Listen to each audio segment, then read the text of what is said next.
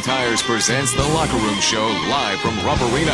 A preview of the Grayson County Cougars' next game in the KHSAA Sweet 16, including Cannon's keys to victory and a pregame conversation with Coach Todd Johnston. The Locker Room Show is brought to you by Midway Pharmacy, State Farm Agent Dale Woosley, Legacy Golf Course and Restaurant, Key Oil, Foster's Propane, Mid-State Cartcraft, Grayson County Judge Gary Logston in Fiscal Court, State Farm Agent Carter Harrell, and by Dan Powers GM Center. And now, courtside at K-Woods Court, the Locker Room Show on K105. For the third time in school history, the Grayson County Cougars play in the KHSAA Boys Sweet 16 at Rupp Arena. Today, their opponent, the Adair County Indians. For the first time in Grayson County's history, they'll try to win a game at the state tournament level, 0-2 in those previous trips in 1993 and 2001. An excellent shot today as Coach Todd Johnston's club features a bevy of great guard play in Wes Smith, Travis Johnston, and Bennett Skaggs, and improved post play by Lance Buckler, Aaron Devini, Tyler Saltzman. It should be a very interesting basketball game, and we have got everything to preview the matchup for you here this afternoon. Mark Buckles chats with Coach Todd Johnston, and we'll break down every aspect of today's game for you before tip-off here on the home of Cougar basketball, K105. On the Twin Lakes Best Mix, K105. Good afternoon, everyone, and welcome to courtside at Rupp Arena in Lexington, Kentucky, the site of the boys' Sweet 16 action here today. And in our first game, we have West Jessamine and Hazard doing battle, with Hazard leading here by 3. The winner meets the winner of our game. The Grayson County Cougars taking on the Adair County Indians today. Tom Vinson, Barry came along to call all the action, and Barry, you can already see the atmosphere, I don't think, at the high school level gets any better than right here at the Sweet 16. Well, this is the pinnacle, Tom, and if you care about basketball, especially high school basketball, this is the place to be this week, this time in March.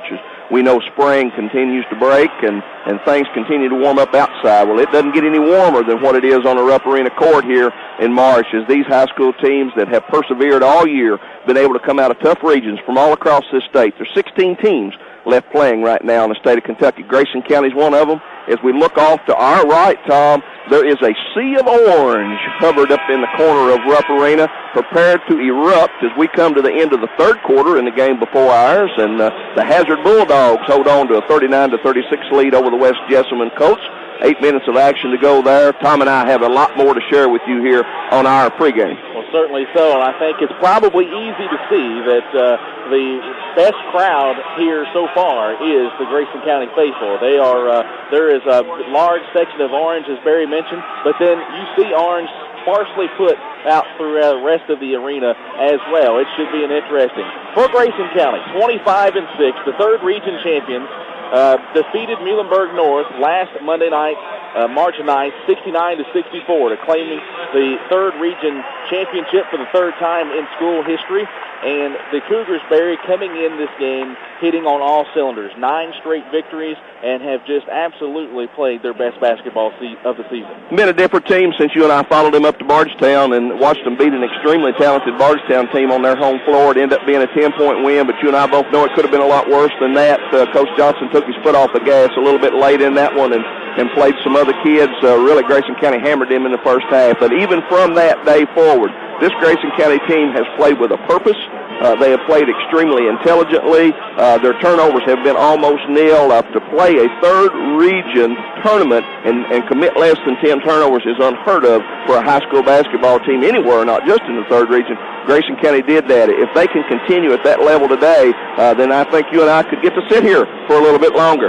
Well, it has been very fun to watch this team progress, and we go back to that February 13th game at Bardstown where it really started to turn things around. The Cougars ended that game losing 4 out of 5. Wes Smith was not playing because of that ankle injury. Bennett Skaggs was less than 100% because of an illness, and yet they come out there with the fortitude to not only beat Bardstown, as you mentioned, but really knock them off soundly, and they were one of the 5th region favorites, one of the top 3 teams in that region all year long. Well, and Lance Buckler, just an unsung hero of that game, really played a great game at Bardstown and got us off to a great start. But the other thing was Travis, as good as he is, and we all appreciate his talent, had just been, as the old saying goes, a half a bubble off plumb, so to speak. And really on that game, he got his rhythm back, got his shooting rhythm back, got his free throw rhythm back. And from that day forward, his averages has been above 20. He's averaged above 7 assists, and he's been grabbing about 4 or 5 rebounds and committing 0 turnovers. And again, as much as the ball's in his hands, that just paid huge dividends for Grayson County as we head into this big contest today. It has been phenomenal to see. You go back to that game against Muhlenberg North last week. I mentioned in our postgame, you go back to our first pregame show back against Breckinridge County, December 2nd at Breckinridge County. You mentioned Tyler Saltzman could be the key to this basketball team all season long. Tyler had struggled with his confidence, struggled with his shot all year long, but he hit 3 threes, scored 11 points, grabbed 9 rebounds in that huge victory over Muhlenberg North. Well, again, that's what Grayson County has, is weapons you can't account for. I remember an instance in that game where Bennett goes baseline and lays one in, and we're sitting across from both benches, and Steve Sparks just drops his head and shakes it because there's too many people you have to account for in this Grayson County offense. As we look at Adair County today, you've got to wonder, have they been able to break down enough film to understand how many weapons Grayson County has potentially to throw at you on the offensive end? Well, let's talk a little bit about Adair County. They entered today's game 26-7, champions of the 5th region. They knocked off North Hardin in double overtime of their championship, 82-76. This is their 4th trip to the state tournament, and they were here 2 years ago, and they bring a wealth of experience in here. They've got 2 four-year starters, and Mark Fudge and Darren Ballou, guys that played significant roles on that state tournament team 2 years ago. Picked up a state tournament victory, so they've already got that under their belt. Nick Fudge runs a point for them. He's a coach's son, extremely intelligent, excellent free throw shooter, excellent ball handler. Everything runs through him. Darren Ballou, he's the stud, 6'7", legitimate, good-looking athlete. Step out on the floor and shoot it. Double-double average. This young man already signed with Morehead State, and Coach Johnston has admitted we can't do much with him. What we have to do is allow him to get his averages and shut everybody else down. The key to today's game, what does Corey Helm do for Adair County? If Grayson County can find a way to shut down Corey Helm's outside shooting, Coach Johnston really thinks that we'll come out of here with a win. Well, Helm's a kid who scored 26 points in their regional championship against North Hardin, including 5 made three-pointers. So he's a guy that the Cougars must account for each and every time down the floor. Wes Smith is going to draw that assignment. What I'm wondering is, we have watched. I went up and watched Adair County, watched them play North Hardin.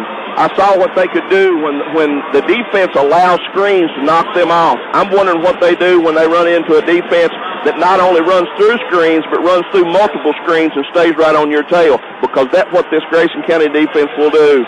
The only loss late in the season that Adair County suffered was to Taylor County. That loss was against a 2-3 zone, but Grayson County doesn't zone very well. Now, we may see them match up with some jump. John Tinsley has talked about that, fanning out in some things that maybe you and I haven't even seen very much of. But their bread and butter's man-to-man. That's the way they'll start, and I really am interested to see if they can knock Adair County off their rhythm. That'll really help Grayson County get off to a good start. It certainly will. And just to update you on the game being played here, we're going to have an elongated locker room show here for you, preparing you for today's game. 5:57 to go here in the 4th quarter. West Jessamine has jumped back in front of Hazard 43-39 in what has been a very competitive basketball game. And both teams going back and forth. West Jessamine jumped out to a very strong start, got out to about an 8-point lead. Hazard come back and led by 7 or 8, and now West Jessamine back in front. So this has been an interesting game and very typical of what you see when you come to the state tournament, Barry. There's an adjustment period. You and I talked about it early. West Jessamine's first trip here. Hazard came last year. Maybe the jitters early were with West Jessamine, but now they seem to be getting their legs under them a little bit, seem to be getting adjusted to the atmosphere, and they have really put a push on starting to this 4th quarter and been able to catch up to these Hazard Bulldogs. When you start looking at the draw of the state tournament, I think that Grayson County, and all 4 of these teams are blessed to be playing in these first couple of games, because should you win, you get a day off tomorrow, and then you get to play, if you win again, in the early game on Saturday morning. Yeah, the top half of the bracket in terms of rest and opportunity to prepare is much better than the bottom half. But Coach Tinsley said it best, Tom. He said every first team in those first 8 in the top half of that bracket thinks they've got a good draw. And he said now you have to go out and play well and play hard and be able to put some wins up there in order to take advantage of it. And everybody thinks that because the Elliott County, Lexington Catholic, Bowling Green, Christian County, Covington Holmes, Mason County, Shelby Valley, all those teams in that bottom half, that is going to be one heck of a day tomorrow sorting out who's going to advance. That's 8 heavyweights as far as the history of this year in high school basketball in the state of Kentucky, so it'll be very interesting down there.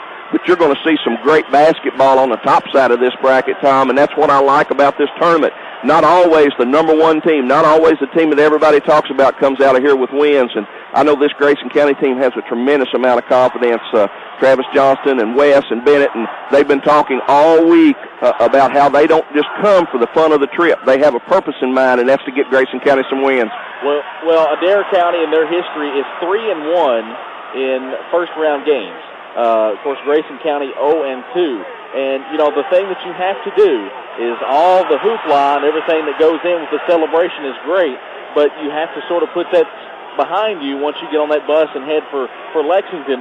And you mentioned earlier that there's a stark contrast between this year and 2001 when Grayson County went because they had a short turnaround. Now they've had a week and a half to get prepared for this game. Well, and again, I think today there's 2 foes that we're going to talk about, Tom. The one foe is Adair County, and I'm very confident that this coaching staff and this team is prepared to face that foe. The one foe that I don't know about is this arena and Rupp Arena and what it does to you, the shooting background, the atmosphere. The players have to be able to step on that floor and draw an imaginary line from floor to ceiling and play that game on the 94 foot in front of them and not worry about any of that other stuff that's going on around them. And the team that does that the quickest and the best is usually the ones that come out on top. And I think this is where you're really going to see the leadership of Grayson County. Travis Johnston, Bennett Skaggs, and Wes Smith have been guys that have settled this team down all season long. Might have been not all 3 of them at the same time, but they have been there all season long, and I think that is really going to pay dividends here today. You know, the other thing, Tom's communication. It's very difficult for a coach to manage a game on a 94-foot court when the players are on the opposite end of the floor. It's difficult to do it offensively and defensively. Maybe for Grayson County, even more important defensively, for the players to have that one-on-one communication where everybody's at, who's covering who, when we're switching, when we're not. And that leadership you're talking about is going to pay real dividends for Grayson County if they use it in terms of communication. And that's another thing that you kind of touched on there, 94 feet. This court is longer than the regulation high school court, so that's another factor that comes into this is a little bit of conditioning and getting adjusted to the longer floor. And when you step across half court on normal high school basketball floors, you're ready to run your offense. You can't run your offense from half court on a 94-foot floor, so you have to understand spacing. That's going to be Travis's responsibility to know where they're at on the floor and to be able to push the offense down so that we can run it effectively and get some good looks at the basket. We've got plenty more to talk about here today before tip-off of Grayson County and Adair County in the first round of the Boys Sweet 16 tournament. We are going to get a chat with Mark Buckles and Todd Johnston as Mark was able to catch up with the coach earlier this morning, and they were able to talk about it, and we'll bring you that coming up and a whole lot more. It's Grayson County, Adair County, and Rupp Arena on the home of Cougar basketball, K105. The Twin Lakes Best Mix, K105.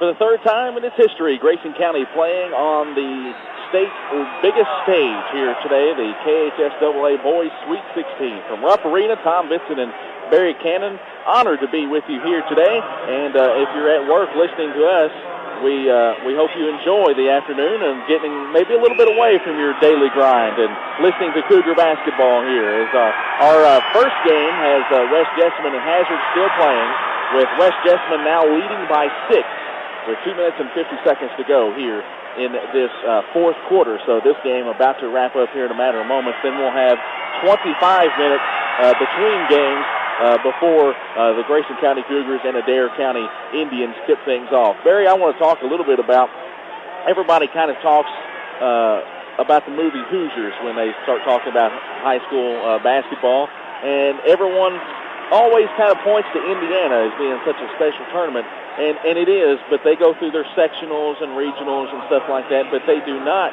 when they get to the state tournament level, they only play like the top 4 teams get to go to Indianapolis. Well, in the Kentucky state tournament, 6 teams descend upon Rupp Arena, or wherever they were having it. Freedom Hall could have been in past, but it's been at Rupp Arena for quite some time now. And it is just absolutely special when you look into the crowd now and you see a large contingent of 4 separate schools out here in the arena right now. It is something that you will only see in the NCAA tournament should you be able to go to one. Well, a great example of that's a game that we're watching right now. Hazard Bulldogs, 248 students in 9 through 12, playing West Jessamine, which is about 1,200 students, 9 through 12. You won't see that anywhere else. Kentucky's the only place that everybody plays everybody, and everybody has the opportunity to come in here and play in this state tournament. It is absolutely, they call it the greatest show in hoops, and I'm not going to argue with that. It's just a wonderful, wonderful atmosphere for young people to get to be a part of, Tom. It is, and West Jessamine has now extended their lead to 8 at 48-40, so and very good, and you could probably hear the West Jessamine cheering section. They are to our right, sitting next to the Grayson County fans, so expect to hear a very large crowd from Grayson County every time there's a play made for the Cougars here today, because they are sitting very close to us. We're fortunate in that regard, but it is a special atmosphere here at Rupp Arena. If you are not able to make the trip today, hopefully, should the Cougars win, you can come up on Friday. Well, they have that. I hope they have the opportunity. I hope it is a problem that people have to deal with. Again, it's just a wonderful, wonderful opportunity. Now, I want to say this. We appreciate everybody that's listening to us today. I know the girls down at the bank, down from where I'm from, I wish them the best because they told me they would have us on, so I'm glad that they do. I'm glad that we're able to penetrate wherever we're able to get today so that we can talk about this fine group of young men that's representing our communities up here today. And for those that may know somebody outside the K105 listening area who want to listen to the game but can't, they can go online at K105.com for free live streaming audio of today's game and for the rest of here in the Sweet 16 as well that Grayson County is in. So that is an excellent, excellent benefit of having the internet around, is being able to get alumni and fans from all over the United States and world, for that matter, to be able to listen in to such big games in Grayson County's history. I know that Coach Johnston talked about some of the people that he has become acquainted with over the years, some of the people he's gone to school with. He said by 7 a.m. this morning his phone was rattling with text messages, and a lot of these individuals don't live in the state of Kentucky anymore, and they all are tuned in to us right now via the internet and K105's website. So we're glad to have you with us, and I want you to know Coach Johnston read every one of your texts, but he just ain't got time to fool with you right now. Certainly not. Well, let's talk a little bit more about this Grayson County team. You and I have been so impressed with them on the floor all season long, but I tell you another thing that really impresses me about this group of young men is how polite and personable they are when they're not on the playing floor. They're downright rude when they're on the floor sometimes, but these young men represent the school and the community in a very positive way whenever they are away from Grayson County. They do, and again, that's what I'm saying about student-athletes representing our community, and that's what this is about. A lot of eyes are on Grayson County, especially for the next couple of hours, and I'm so proud of these young men, not just because of what they're done on the basketball floor, but for the kind of persona that they're able to project throughout the community, for their deeds and for the way that they speak about each other and the way that they share credit whenever credit's due. And it's just been a tremendous experience for us, for you and I, just to kind of tag along and be on the outside looking in at this thing and the way they've grown in front of us this very year. It certainly has been a pleasure, and just kind of start talking a little bit about the players for the Cougars. Of course, coming in with a record of 25-6, the guy who's been around for, it seems like Grayson County for years now, is Mr. Travis Johnston. He's only a junior. Already the school's leading point getter, 16.8 points entering today's game, an average for the season, but he does so much more for this basketball team other than points, Barry. He does, and the one thing that we haven't talked about Travis, we talked about their second foe, this arena. Travis is the one young man through his travels and his summer basketball playing with some of the highest level all-star teams produced by the state of Kentucky. He's played in these arenas, Tom. He's not going to be near as affected, if there is such a thing, by play in this arena. So it is great that he's the guy that's kind of going to have the ball in his hands and one of the leaders on this team. Coach Johnston said, I said, what are you going to do about the 94 feet and the communication? He said, that's Travis's responsibility to make sure we're in the right offense. That's Travis's responsibility to make sure we're in the right defense. This kid's a junior, got a ton of weight on his shoulders, Tom, but I'm telling you, he has carried it. He has carried it with respect. He has carried it in such a way that he has earned everybody else on the team's respect, and I would expect today to be no different. The next guy that I think as far as leadership goes to Bennett Skaggs. Bennett's a young man averaging a little bit more than 9 points a game, but his leadership, his free throw shooting, his ability when Grayson County gets in trouble to get into that paint, draw a foul, and get to the free throw line is just uncanny. And a funny story, if you were not listening to our postgame show, that I really liked in the game against Muhlenberg North 3rd Region Championship was Coach Johnston said they got up 8 there with about 12 seconds to go and was at the free throw line, and he started pumping the crowd himself, and Bennett came flying around and said, no, we got to play defense. This is not over yet. That young man, when he was in middle school, Tom, he was a shooter. He was a spot-up shooter against a zone, and now he's a zone breaker, but not because he's a spot-up shooter. It's because of his work from a foul line in and how aggressive he's been able. Bennett is a kid that, as far as physical attributes, is not going to wow you. He's not going to impress you that way. But when you add what he has to his intelligence and the way that he works on defense, he has become such a key cog in the success of this Grayson County team. And, I don't think today will be any different. Certainly not. Bennett with a whole lot of heart as West Jessamine continues to lead. They are now up 10, going to the free throw line with 57 seconds to go. The other senior leader on this team, and I just absolutely love watching play the game of basketball, is Wes Smith. This young man averages 10 points a game, scored 17 in the regional championship against North, and he is one tough defender. He had that ankle injury. We talked about he missed several games. Well, this young man in the regional game against Apollo took on what I would say probably the most lethal one-on-one offensive player in the 3rd region, in DeLon Butler, and playing at about 80% really frustrated the pants off of Mr. Butler. You know, I told the story, Tom. He has a period where he's kind of a teacher's aide, and they were allowing him that period to ice that ankle and kind of work with a little bit. And Coach Johnson came in, and he just looked around at Wes and said, I need to know if you can guard Butler tonight. Yes. He said, no, I'm not kidding with you now. He said, Coach, I told you yes, I will shut him down. And that's what that young man went out there and did. You know, and the other thing, Tom, is Grayson County started playing well before Wes got 100%. And it allowed Coach Johnston to not rush Wes back into the lineup. It really did. It didn't put much pressure on Coach to play, so he allowed him to get better and better and better, and then what a game he played in the 3rd Region Championship. The play of the year so far is Bennett's tip and chase of a rebound of a missed 3, back to West, buries a 3 late in that basketball game that just took the wind out of the sail of Muhlenberg North. Well, and I talked to Coach Sparks of Muhlenberg North after that game prior to him getting on the bus, and he pointed specifically to that play as being the real backbreaker. He said when that play happened and went, he really felt like the game was over. Well, and it was so odd from mine and your vantage point. It was really difficult for us to physically see what had happened, but more from the roar of the crowd, you could tell it, and you can tell from the roar of this crowd, time running out in this basketball game, it's going to end the West Jessamine Colts 51, the Hazard Bulldogs 40. West Jessamine moves on and looks forward to the winner of the Grayson County Cougars in the Adair County in this next basketball game. Very good basketball game we just saw you. The final margin ended up being 11 for West Jessamine, but a lot closer than that. West Jessamine jumped out early. Hazard led for the entire second and third quarters before West Jessamine puts on a rally and wins this one going away today by 11, 51-40. So we now know who Grayson County would play should they advance on in the Sweet 16 today here. It will be the West I tell you what, the other winner today was the KHSAA, because West Jessamine, their first trip here, it's really, really neat that they are able to bring as many fans as they have to this game. So KHSAA is extremely pleased that West Jessamine won too.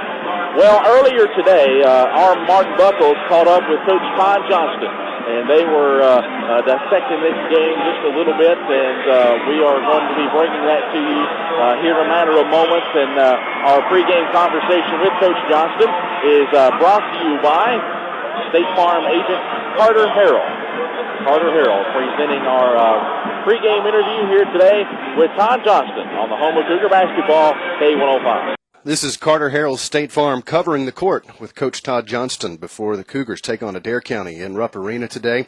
You've had much longer to prepare for this trip to Rupp Arena than your trip back in 2001. Has the extra time been good, bad, or a little of both? Well, actually, it's been good for us because, the first couple of days we gave the kids off and let them celebrate a little bit and let the community pat them on the back, and, which they deserve wholeheartedly, and also the ticket requests and dealing with tickets and selling the tickets and all the paperwork that you have through the KHSAA once you make it to the Sweet 16. So first couple of days was just about doing that, and then finally we got to settle in for the last 3 or 4 days and do nothing but basketball. We had a really good practice Thursday, Friday, gave them Saturday off, practice Sunday, Monday, traveled up to Rupp on Tuesday, or actually up to Lexington on Tuesday, and got a little practice in yesterday. So the kids are ready to play. We're ready to play. We're as prepared as we've ever been for a game. When you have that extra time, kids get tired of practice, and it's hard to hold their attention. And even though we're grown men, it's hard to hold our attention sometimes too. So everybody's ready to play. Other than the difference in how much time you have to prepare, how is your approach different from 8 years ago? Well, 8 years ago, and I mentioned it Saturday on the coaches show, is we were just extremely happy to go. The first year head coach here at Grayson County, you win the region, and that was like the pinnacle of what could happen. This year is completely different. We're not going to be satisfied with getting there. I've done it once before. Coach Tinsley's done it once before as a head coach. All the assistants, Josh has been there once as a player. Daniel, this is his first trip, but everybody else has been. So we're not just going to be satisfied with that, and we've tried to convey that to our kids to let them know, we're playing a very, very good basketball team today against Adair County, but we got a good draw, and Adair County feels the same way. Hazard and West Jessamine in the top part, the first game today, they feel the same way. And, the bottom bracket's really loaded, but, you could do really something special here, but obviously that's null and void if you don't win this first game today. In 2001 against North Hardin, the thing I recall from being here was that the game seemed to last about 15 minutes. And I know your style is break it down, gut it out every single play, but it almost seems like that this game in this arena is more like a rodeo in that you just got to hang on for 8 seconds. Yeah, you do. I'm telling you, you'll look up and the game will be over in about an hour and 10, 15 minutes tops because it's a much more physical style of play. It's a state tournament. There's not as many whistles. Now, there's a lot of media timeouts, which can slow you down. But, that first year, it was a blur. I mean, I look up and we're done. And, we want to make sure we enjoy the moment this time, but we also have to be aware and take care of situations and take advantage of situations that come up and, let these players know every possession's important because, again, we don't want to have any what-ifs. And we told our guys, no what-ifs today. If there's a loose ball, we need to get it. There needs to at least be a jump ball out of it. If there's a long rebound, we need to be one to chase it down and don't have any what-ifs when the game's over that, if I'd have done this or what if this would have happened. It's a once-in-a-lifetime opportunity for most of these guys, especially our seniors, and they need to make sure they take advantage of it. I like what I'm hearing from Wes and from Bennett about we're not just up here, we're ready to get serious about advancing through this tournament. It's just really strong leadership coming from them. Last Saturday morning was perhaps one of the first times that a lot of fans got an opportunity to hear it straight from the horse's mouth. These guys are ready to go. Yeah, and that's great senior leadership. They don't want to be done. We get ready to play in the regional finals, and last thing I hear when Wes Smith walks out of the floor is this is not going to be my last game. We're going to win. And Wes is a pretty quiet kid most of the time. He's not he doesn't vocalize much with his thoughts. He just goes out and does it through his effort. But he's been very vocal. Bennett, of course, is a tremendous leader for us, extremely vocal. Travis, extremely vocal. And Aaron Davini, a man of very, very few words. in the paper, his quote is, "I'm not satisfied." We won the region, yeah, great, but we're not satisfied. And I think this team really has a sense of history with Grayson County where they want to be the first team to get a W in Rupp Arena and move on. And you win that first game, there's a lot of strange things that can happen. And next thing you know, you could look up and be playing Saturday morning or even Saturday night. And that's something these guys have been thinking about for quite a while. We'll take a break, then come back, talk more with head coach Todd Johnston as he gets ready for today's game against Adair County in the Sweet 16. This is Covering the Court from Carter Harrell State Farm on the Locker Room Show from K105. This is Carter Harrell State Farm's Covering the Court here on the Locker Room Show with K105 as Coach Todd Johnston gets his Cougars ready to face Adair County today. How do you account for the size and space and intimidation of Rupp Arena, the floor being longer, a college floor, harder to communicate with your team during the first half when they're the furthest away from you? How do you try to compensate for that? Well, the ideal thing is you'd love to have got in here before, but they won't let any teams come in and practice. First time you're allowed on the floor is when you're 25 minutes before game time. So, we want the guys to look around, see the banners. Most of them's been in Rupp before, but, as quickly as we can make it just a regular high school basketball game, the better off we'll be. And, the length of the floor is a little concerned with spacing, and we really wanted to try to get on the floor yesterday at Transy or somewhere that's got a college floor, but we couldn't work that out, so we practiced at Tates Creek High School. But at the same time, our guys are pretty smart. They're pretty intelligent. Bennett, West, and Travis, when we go to our spread offense, they're not going to be running it at half court like they are at a high school court. They're going to be quite a bit closer, and they know that, and we've talked to them about it. But, there's absolutely no way to simulate the shooting environment at Rupp Arena. There's no way to simulate the size of it. It's a mecca of college hoops, and everybody knows that, and the kids need to get in there and as quickly as they can look around and realize the goal's 10 feet and the free throw line's 15 feet, the three-point line's 19-9.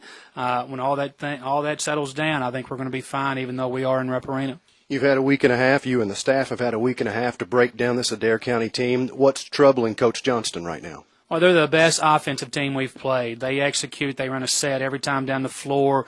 They execute better than anybody we've seen all year. And, man-to-man is our best defense, but at the same time, their best offense is against man-to-man when they're allowed to execute their set. So we've worked on some things to try to take them out of that. We might play a little bit of zone, a little matchup zone, might play a little junk defense. We may switch every screen in our man-to-man to try to take them out of their sets. But, they're just a really, really good basketball team. It'll be the best team we've played this year. And like I mentioned, I love our draw, but at the same time, Adair County's got to love theirs also. And I think it's going to be a battle of wills on who can execute and who can perform better defensively. And as always, in my opinion, who can get more second chance opportunities and not turn the ball over. And if we can do that, we're going to be right in it at the end. And hopefully our players can continue to make plays. Darren Ballou is a 6'7" player listed as a forward because he likes to move out away from the post just a little bit. I guess his size and athleticism is probably giving you the most concern right now. Yeah, he's extremely good. And, Moorhead State, obviously, he signed with them, and they're in the NCAA this year. So, they've got a heck of a player. They see him more as a face-up four who can really step out and shoot it, and he can do that. He's a great shooter, probably their best percentage-wise shooter from the three-point land. But if he's out on the perimeter, I'm happy. I think we can contest his shots enough to make it hard on him. When he goes to the post, it's going to be a different story for us because he's got such a strength and size advantage on us. But, we're prepared to give him 20 to 25 and let him get his average. We just have to do a good job on their shooters and on their point guard. And if we can make Ballou have to score 30 to beat us, then that's fine. But we just keep him from 20 to 25, keep the other guards, hopefully in single digits. And if we can do that, we're going to be right there. Good luck against the Adair County Indians here in the first round of the tournament. We'll see you after the game. All right, appreciate it, guys. That's Coach Todd Johnston with Carter Harrell's Covering the Court from State Farm. We go back courtside to Barry Cannon and Tom Vinson. Thanks a lot, Mark, as the coach getting prepared there. The Grayson County Cougars have taken the floor here at Rupp Arena while we were away with that interview, and they are going through shoot-around right now. We are about 16 and a half minutes away from tip-off of today's game, and Barry, it really feels good when you see the club that you've been around all year long and everything make that trip out onto the floor. I got to do this once before with Dave Thompson, who's a great friend of mine and been around Cougar basketball for a long time, and it was just absolutely fantastic to be able to do it. This is a little different. I too want to stay here longer and want to just not say we made it, but to say that we made some hay after we got here. And so I really hope that this Cougar team is able to come out and perform at the level that you and I know that they can play at, that they come and put their best foot forward in front of this Rupp Arena crowd, and hopefully we can come out of here with a win. Yeah, it should be an interesting contest. A lot of the crowd from the earlier game has departed.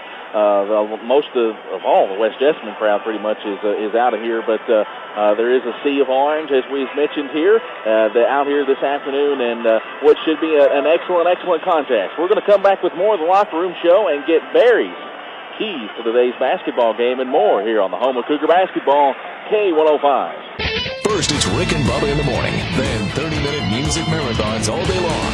K105. The Grayson County Cougars in Rupp Arena today at 25-6 on the season, taking on the Adair County Indians with a record of 26-7. Tom Vincent and Barry Cannon back with you on our Locker Room Show, getting you set for tip-off now 13 minutes away here on K105. Don't forget you can still play the K105 Text to Win game during our remaining Cougar broadcast this season. Hopefully there'll be 3 more after today. If you'd like to win free lunch for 2 from Legacy Golf Club Restaurant, simply text K105, the word lunch, and your name to 368-266 to enter. That's 368-266. Listen for us to call your name for your chance to win. Again, text the phrase K105 lunch, add your name to it, and send it on down to 368-266 to enter in the K105 Text to Win game. Our contestant today is Mr. Barry Anderson. And Mr. Barry Cannon, what has to happen for Mr. Anderson to take away free lunch for 2 from Legacy Golf Club Restaurant? The magic number is 30 first-half points for the Grayson County Cougars. If they can get to 30 first-half points, I think that their chances of winning this basketball game are good, and I also think that Superintendent Barry Anderson should get free lunch for 2 from Legacy Golf and Restaurant on us.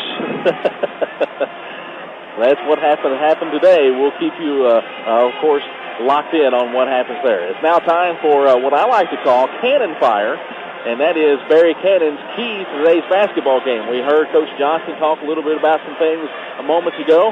Barry, what are your feelings here this afternoon? One of the things that has been in every single tournament game for the Cougars has been a good start, Tom. We witnessed it. We've witnessed it offensively and defensively, even for the first and second halves.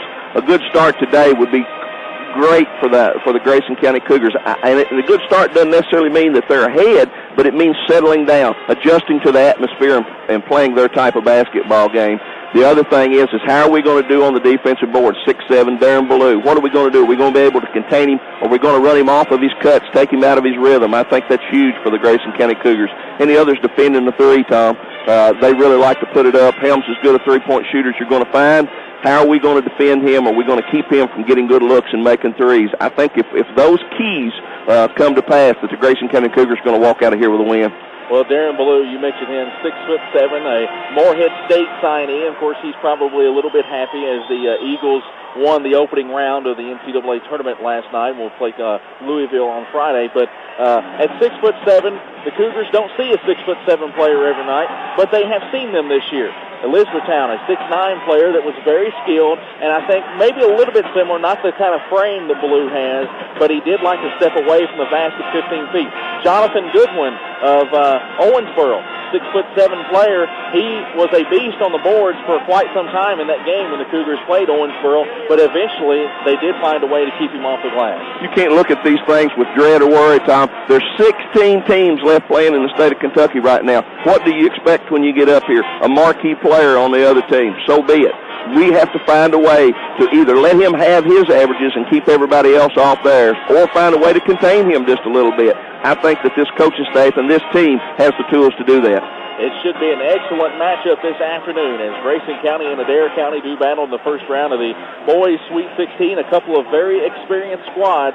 Who will come out the victor here today? It's been a pleasure being with you on the Locker Room Show. We've got more to come. Under 10 minutes away from tip-off now on the home of Grayson County Cougar basketball, K105.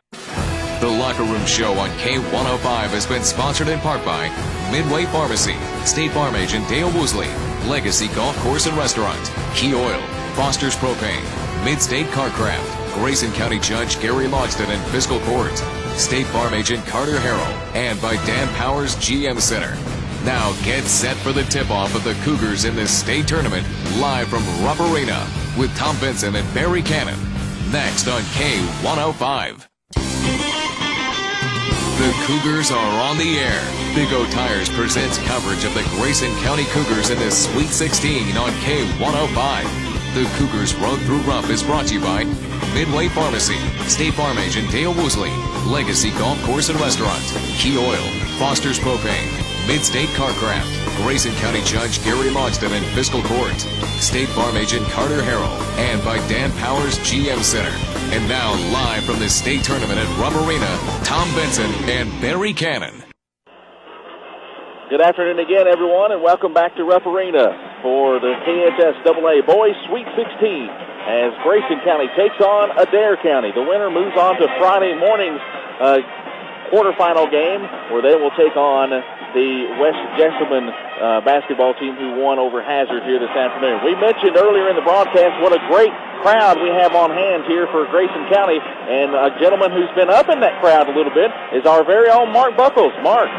Hey, guys, it's amazing to see all of this orange and blue from wall to wall in this building, from floor to ceiling, everywhere you look. I know there have to be people still in Grayson County, but I'm not sure how many because they have invaded Rupp Arena, and they're spilling into the sections that were vacated by the West Jessamine fans now, but from section 240 all the way, from 40 all the way up into 240, 241, all the way to mid-court. It's absolutely orange in here, and I regret that we didn't get back out of the open soon enough because the Cougar team just left the floor seconds before we came back on the air, and to see this crowd rise to their feet, it was an amazing feeling. The building was even shaking just a little bit. Well, it is a very great atmosphere. Thank you, Mark, for that report.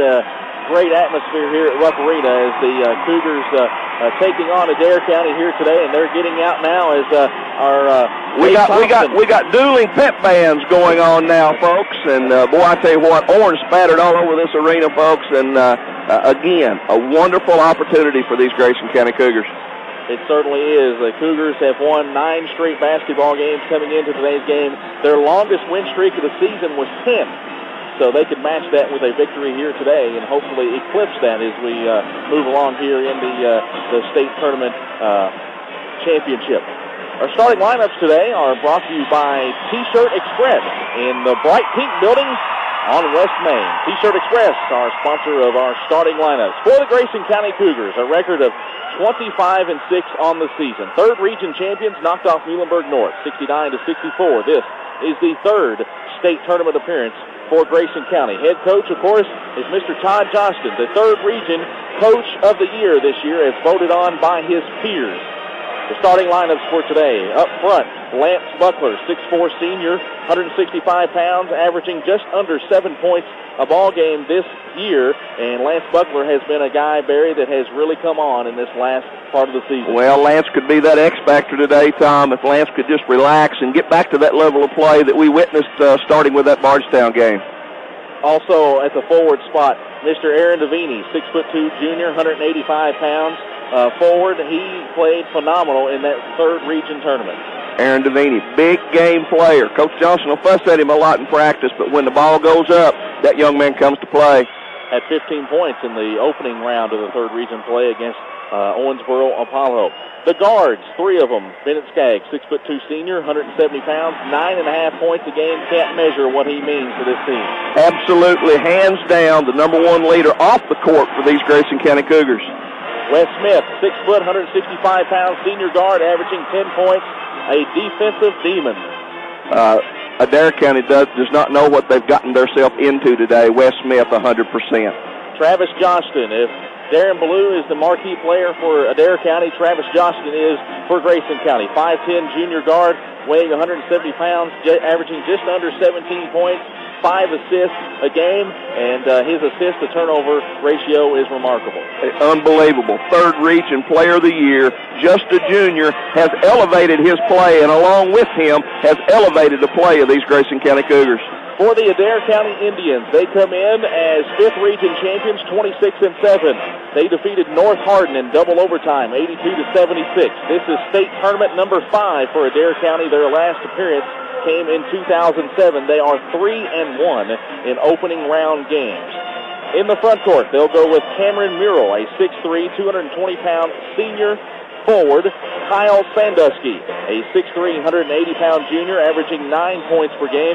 We have mentioned Darren Ballou, 6'7", 220-pound senior forward. He has already eclipsed 2,000 career points, just the 3rd Adair County player to do so, and the Grayson County fans getting onto their feet as the Cougars come to the floor.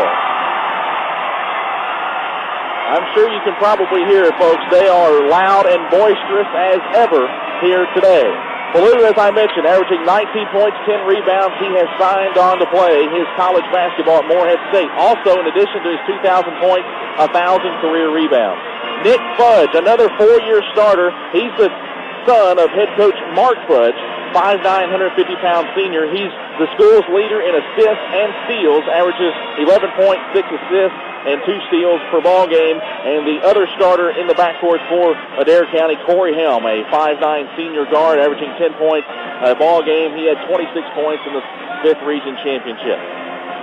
The tip-off is a little over a minute away. We'll take our final timeout and come back with all of the action for you. Again, our starting lineups were brought to you by T-Shirt Express in the Bright Pink Building on West Main. Grayson County, Adair County, boys Sweet 16 action at Rupp Arena coming up next on the home of Cougar basketball, K105.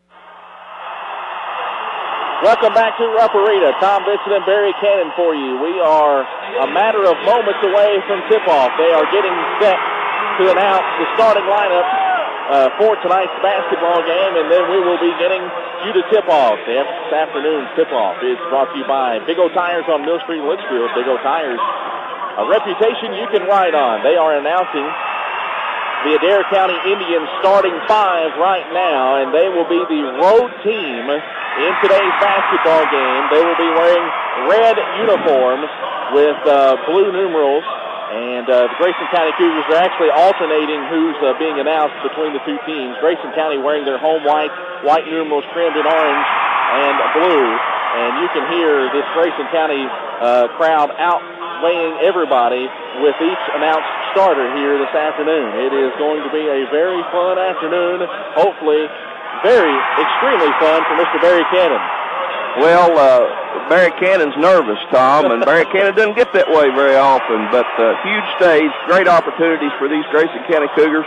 Just glad to be along for the ride. Very little you and I can do from courtside, but obviously, Tom, we've got a vested interest in wanting these Cougars to succeed because we do think so highly of them. Travis Johnston, Darren Ballou greet each other at center court as they're introduced. The two studs, Tom, if you want to call it that, for these two teams. Everybody's got them. These two teams have got them. They're getting ready to tip it up. And, you know, Tom, more than likely Grayson County going to be on defense here on this tip. So we're going to see really early that Grayson County man-to-man against the excellent offensive sets of these Adair County Indians. Again, getting set for tip-off here, our opening tip-off brought to you by Big O Tires on Mill Street in Litchfield, a reputation you can ride on. Both pet bands are rocking, and this place is ready for some more basketball action. Again, the winner meets West Jessamine Friday morning at 11 o'clock Central Time. West Jessamine a 51-40 winner over Hazard earlier here at Rupp Arena. The players are out on the floor, the referees are there, and we are getting set for action. The Cougars will be going right to left on your radio dial. They are on the bench, normally inhabited by the Kentucky Wildcats. We are going to be subject to some media representation here today, so the timeouts and the way the game's conducted, we're going to have to play with them. And right now, the officials are getting the heads-up sign, and the officials step in now. We're getting ready to toss it up, Tom. It'll be Buckler against Ballou. And the tip is up, and it is controlled by Adair County. Nick Fudge, the coach's son, controls the basketball and walks it into front court for the Indians. Boy, Grayson County, a little bit of surprise here. Drop in that 1-2-2 zone right now, forcing Adair County to look a little bit. Late decision by the Cougars. Everything I heard is we were going to man-to-man. Right side, Fudge drives into the paint, goes up, loses it, and the ball is going to go out of bounds on the baseline right in front of us. It'll be Grayson County basketball. So one possession, one turnover for Adair County. Well, great job that time by Travis Johnston and Aaron Davini just pinching off Fudge and ends up throwing the ball out of bounds. Travis with the basketball. Johnston works it in the front court left side, top of the key to Wes Smith. Isolation play to the right. Wes turns, spins on the baseline, puts the shot up. It's short, and the rebound is controlled by Ballou. Out jumps Butler, and here come the Indians racing into front court with Helm. Top of the key in the left side now in Ballou, and back to Fudge, center circle. Right side to Helm. Top of the key in Fudge.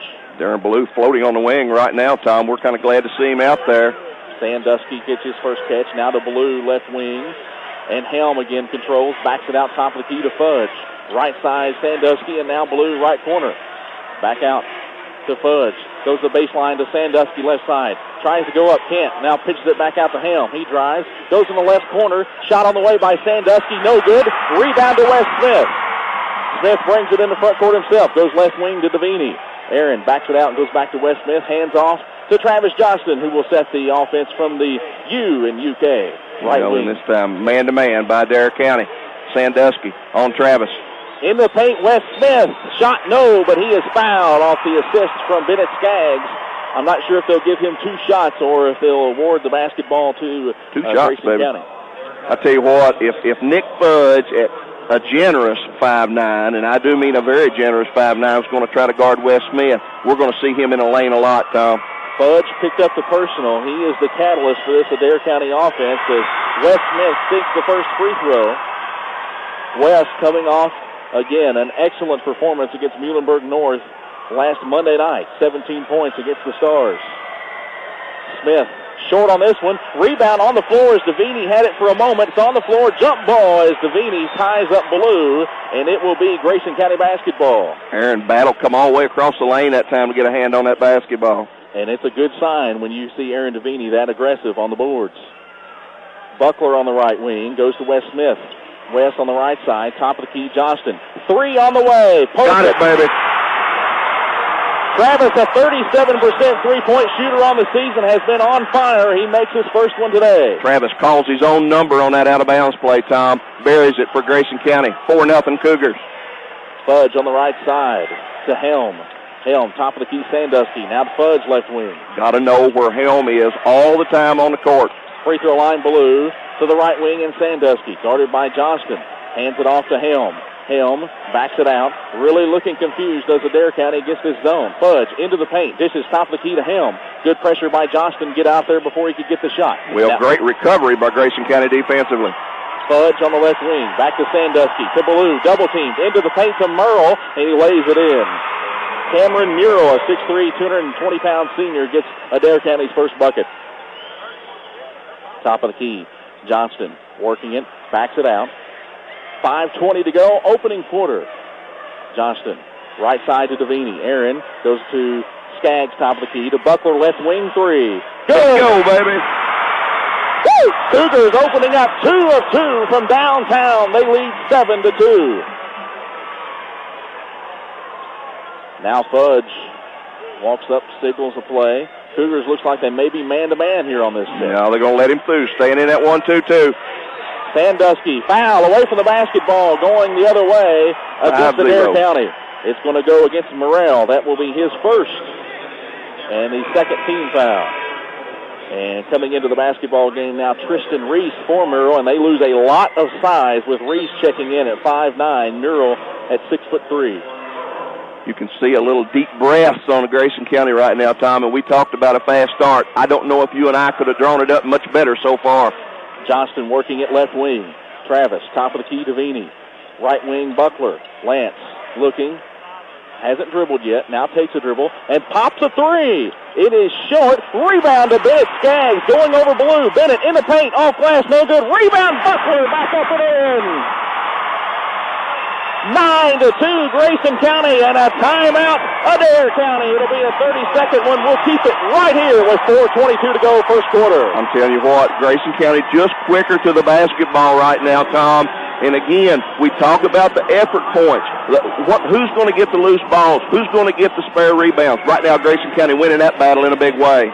9-2, Grayson County in front, and they have been attacking the offensive glass, especially on that possession. And I tell you what, settled into their offense against this man-to-man and making Adair County work really hard. With the last substitution, Adair County gets a lot smaller. And Adair County, they look to be as the team making their first trip to the state tournament in 8 years. They were here 2 years ago. Well, you got to believe as surprised as you and I were to see Grayson County drop back in that 1-2-2. Adair County just as surprised. Brief timeout here on the floor. Coach Johnston out wiping the floor here. Some water. Man of many functions. He's playing janitor right now. Water got on the floor from the timeout, and they're continuing to wipe that down. We have 4 minutes and 22 seconds to go here, and the Cougars have gotten the start that Barry and I talked about early on with a 9-2 start. And I tell you what, you look in these Cougars' eyes, Tom, and you and I are right here where they're at, and you don't see anything other than just we're ready to play. I mean, that's what you see. That's the attitude they've been carrying during this 9-game winning streak. Just come out here and let's lace them up and go. Now, Grayson County drops back man-to-man. On the right side to Blue, working against Davini. Top of the key, Sandusky. Left side, Fudge, looking down low for Blue. Gets in the paint, does Fudge, puts up the shot and in.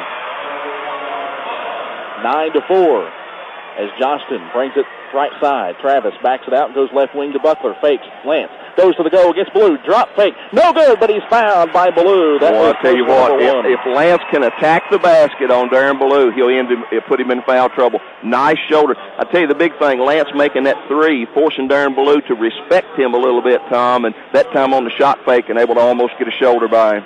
Buckler goes to the free throw line for 2 shots, a 63% shooter from there this season. He rolls in the first. So Lance Buckler out to an incredible start with 6 points. And we talk about the X factor, Tom, and right now Lance providing that for Grayson County. Second one on the way. Perfect. Adair County basketball with 3:50 to play, opening quarter. Indians have the basketball, trailing by 7. Fudge. All deep on the right side, goes over to Helm, and now to Sandusky on the left wing. Sandusky goes to the top of the key to Blue. Blue looking back door for Helm. Good defense by Wes Smith. And now Helm has the basketball. Top of the key, Fudge.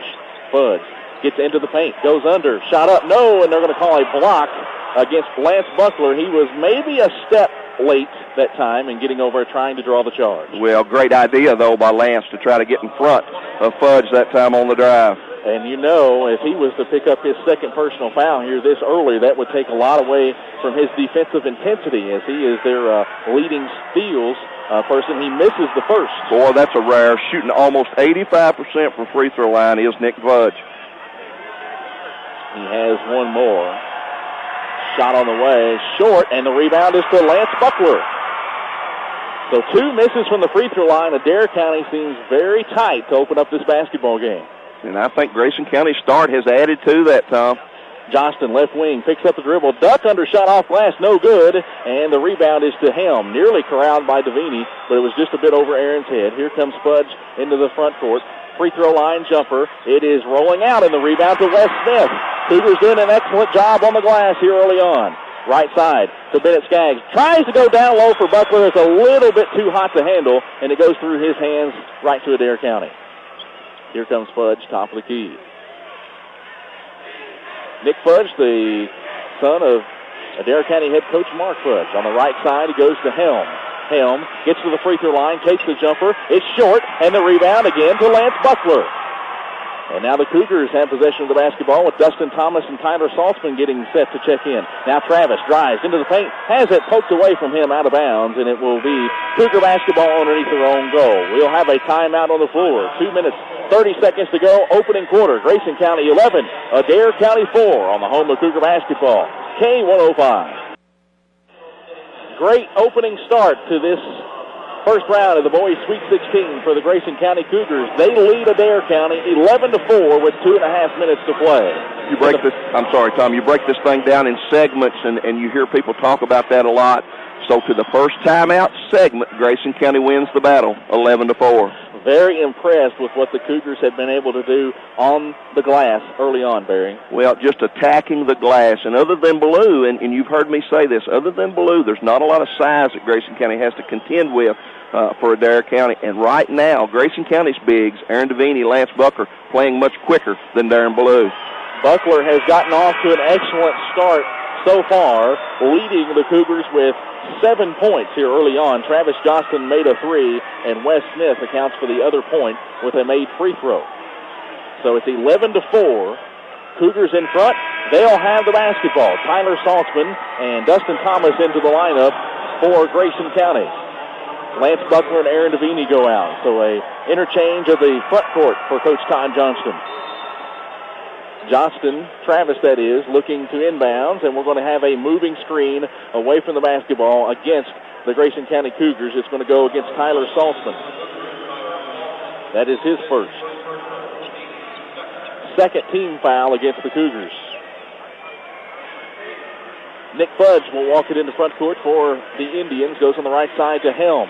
Looking on the baseline to Sandusky. They're posting Ballou this time. Turn around over Thomas. Well short. Air ball. Rebound to Bennett Skaggs. Right wing to Wes Smith. Stop and pop 3. In and out. Rebound to Bennett Skaggs. Man, oh man, oh man. Where did he come from, Tom? Out of a, pardon the pun, of a cannon. Left side, Sandusky. Looking.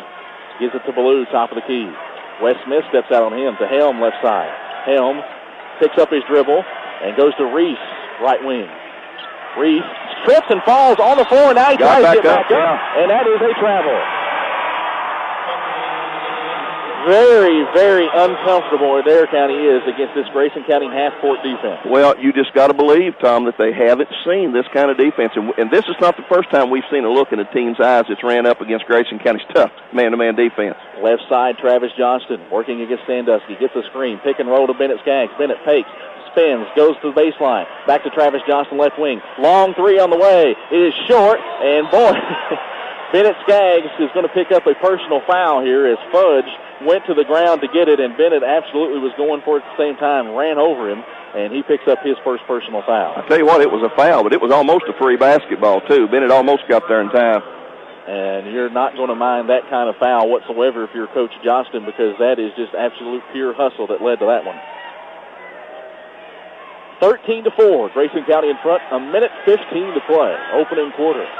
Fudge, top of the key, guarded by Johnston. Backs it out, goes to Sandusky, left side of the circle. Sandusky takes the jumper from 18. Back of the rim, no good. And a rebound comes out to Adair County. And Sandusky, top of the key, Fudge, fakes, gets into the paint. Tries an over-the-head pass to Ballou, gets it to him. And now to the left side, they swing it with the basketball as Adair County's Ballou. And now here is Fudge on the right side. Sandusky, left low post to Ballou. Turns over Dustin Thomas, no good. Gets his own rebound, fouled on the putback attempt. It's going to be Dustin Thomas or Bennett Skaggs. It'll be Bennett. And that is personal number 2 on Bennett. And so stepping to the free throw line, Darren Ballou for 2 shots. Misses the first. So now Adair County has started this game 0 of 3 from the foul line. Seth Bratcher in to the lineup, as well as Aaron Devaney for Grayson County. Ballou, a 76% free throw shooter on the season, makes the second. And now Lance Buckler coming back in for Tyler Saltzman. So the lineup for Grayson County, Lance Buckler, Travis Johnston, Seth Bratcher, Wes Smith, and Aaron Devaney. And now another substitution coming in for Adair County. It's Murrell, and he's going to replace Darren Ballou. So I think Coach Fudge is wanting to get Ballou a rest here with 43 seconds to go in this first quarter. A lot of talk has been made about how this is the fastest 32 minutes in sports, and yet, Tom, this first quarter has not been played all of that fast. Johnston walks it up, eyeing perhaps the final shot of the first quarter. Travis backs it away, breaks the 5 count as Sandusky applies the pressure. Travis again breaking it as he backs it out. 20 seconds on the first quarter clock. What Travis is setting up something here. They're going to pinch and help right now. Travis's wings have got to be ready to receive and shoot. 12 seconds. Now they're going to run and try to jump Travis. He goes to the left wing to Wes Smith. Wes penetrates, stops from 15, misses the shot. Tipped back up and in by Seth Bratcher. Last three-quarter court heave by Adair County. No good. And Grayson County at the end of one quarter has a double-digit lead, 15-5 over Adair County on the home of Cougar basketball, K105. Tom Vincent, Barry Cannon back with you from Rupp Arena. Our score, Grayson County 15, Adair County 5 in the opening round of the boys' Sweet 16 tournament action. Barry, of the 15 Grayson County points, 9 of them have come from second chance opportunities. Wearing the offensive board out, 5 offensive rebounds, and every one of them has led to something positive for Grayson County. Meanwhile, Adair County only 5 rebounds total, shooting a terrible percentage here early, but again, I give a lot of credit to Grayson County's defense, really pushing Adair County out of what they want to do. They have Adair County shooting 2 of 8 so far, so that's 25%. The Cougars 5 of 12 from the field. So everything going the Cougars' way. 3 turnovers for Adair County, 2 for the Cougars. It's Adair County basketball as we resume play here in the second quarter of action. 15-5. Grayson County in front. Now Grayson County drops back, maybe zoning a little bit here to try to see. I can't tell. I'm going to hush, folks, till we see what's going on. They are really disguising it well. And now Fudge goes on the right side to Sandusky. Sandusky looking, goes to Helm right wing, and out of the free throw line to Bloom. Turns and faces, goes up with a wild turnaround shot over Davini, and it rolls in. That's what can happen with Ballou, a taller player. He can bail them out with some shots like that. Bratcher quickly the other way, lays it up and in for Grayson County as they beat the Adair County defense down the floor. Well, great get-ahead pass that by Travis, and I tell you what, Seth was in attack mode as soon as he caught that basketball. 4 points off the bench for Seth Bratcher. Left wing, Fudge, drives baseline, goes under, lays it up. No good, it rolls all the way and rim it off. The rebound to Wes Smith. Gets it over to Travis Johnston. Cougars leading by 10. Johnston on the attack. Lob down low for a wide open Davini. Lays it in. And that is a Sicilian Bank hometown connection. Johnston to Davini. Full timeout at Adair County. Coach Mark Fudge absolutely irate with his squad, getting beat down the floor twice in a row. All of the hustle stats right now, Tom Vincent, are going Grayson County's way. They're a step quicker to the offensive board. They're a step quicker to the defensive board. They're a step quicker to loose balls. And now they're punishing Adair County with their full court speed.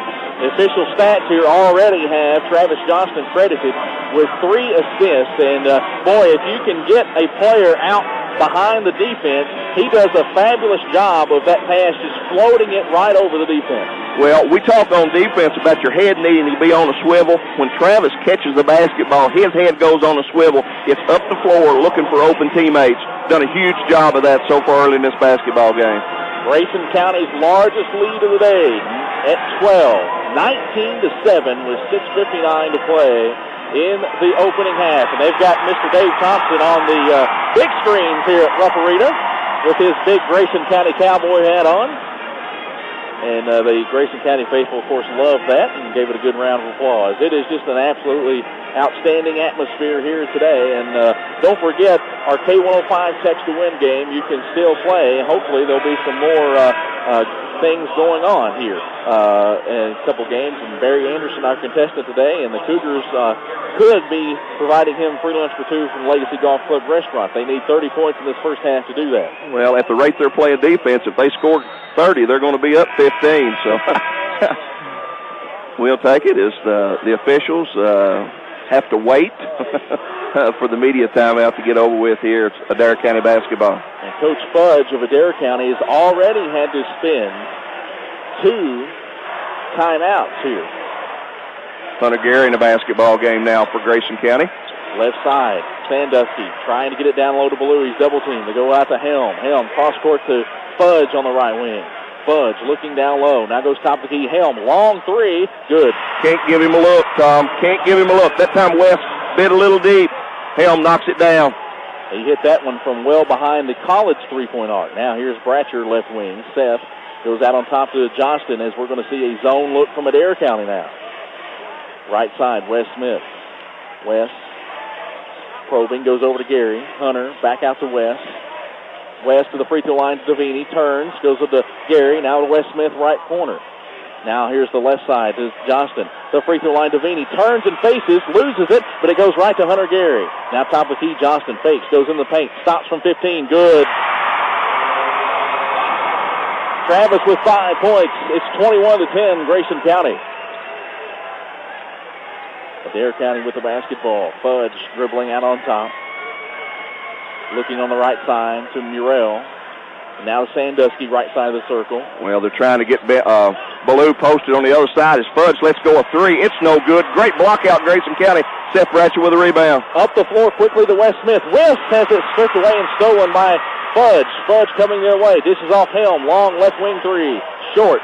And the rebound to Sandusky. He goes under, lays it up. No good. Rebound to Seth Bratcher. And Coach Johnston signals, slow it down. Let's run some offense here, leading by 11. Travis walks it into front court. Right side. Goes over to Wes Smith, left wing. And now to Seth Bratcher in the corner. Seth looking. Goes back out to Smith. Right side to Gary.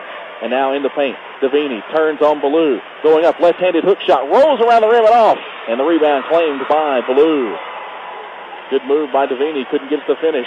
Left side. Here's Sandusky. Drives baseline. Stops. Pump fake. And we're going to have a travel.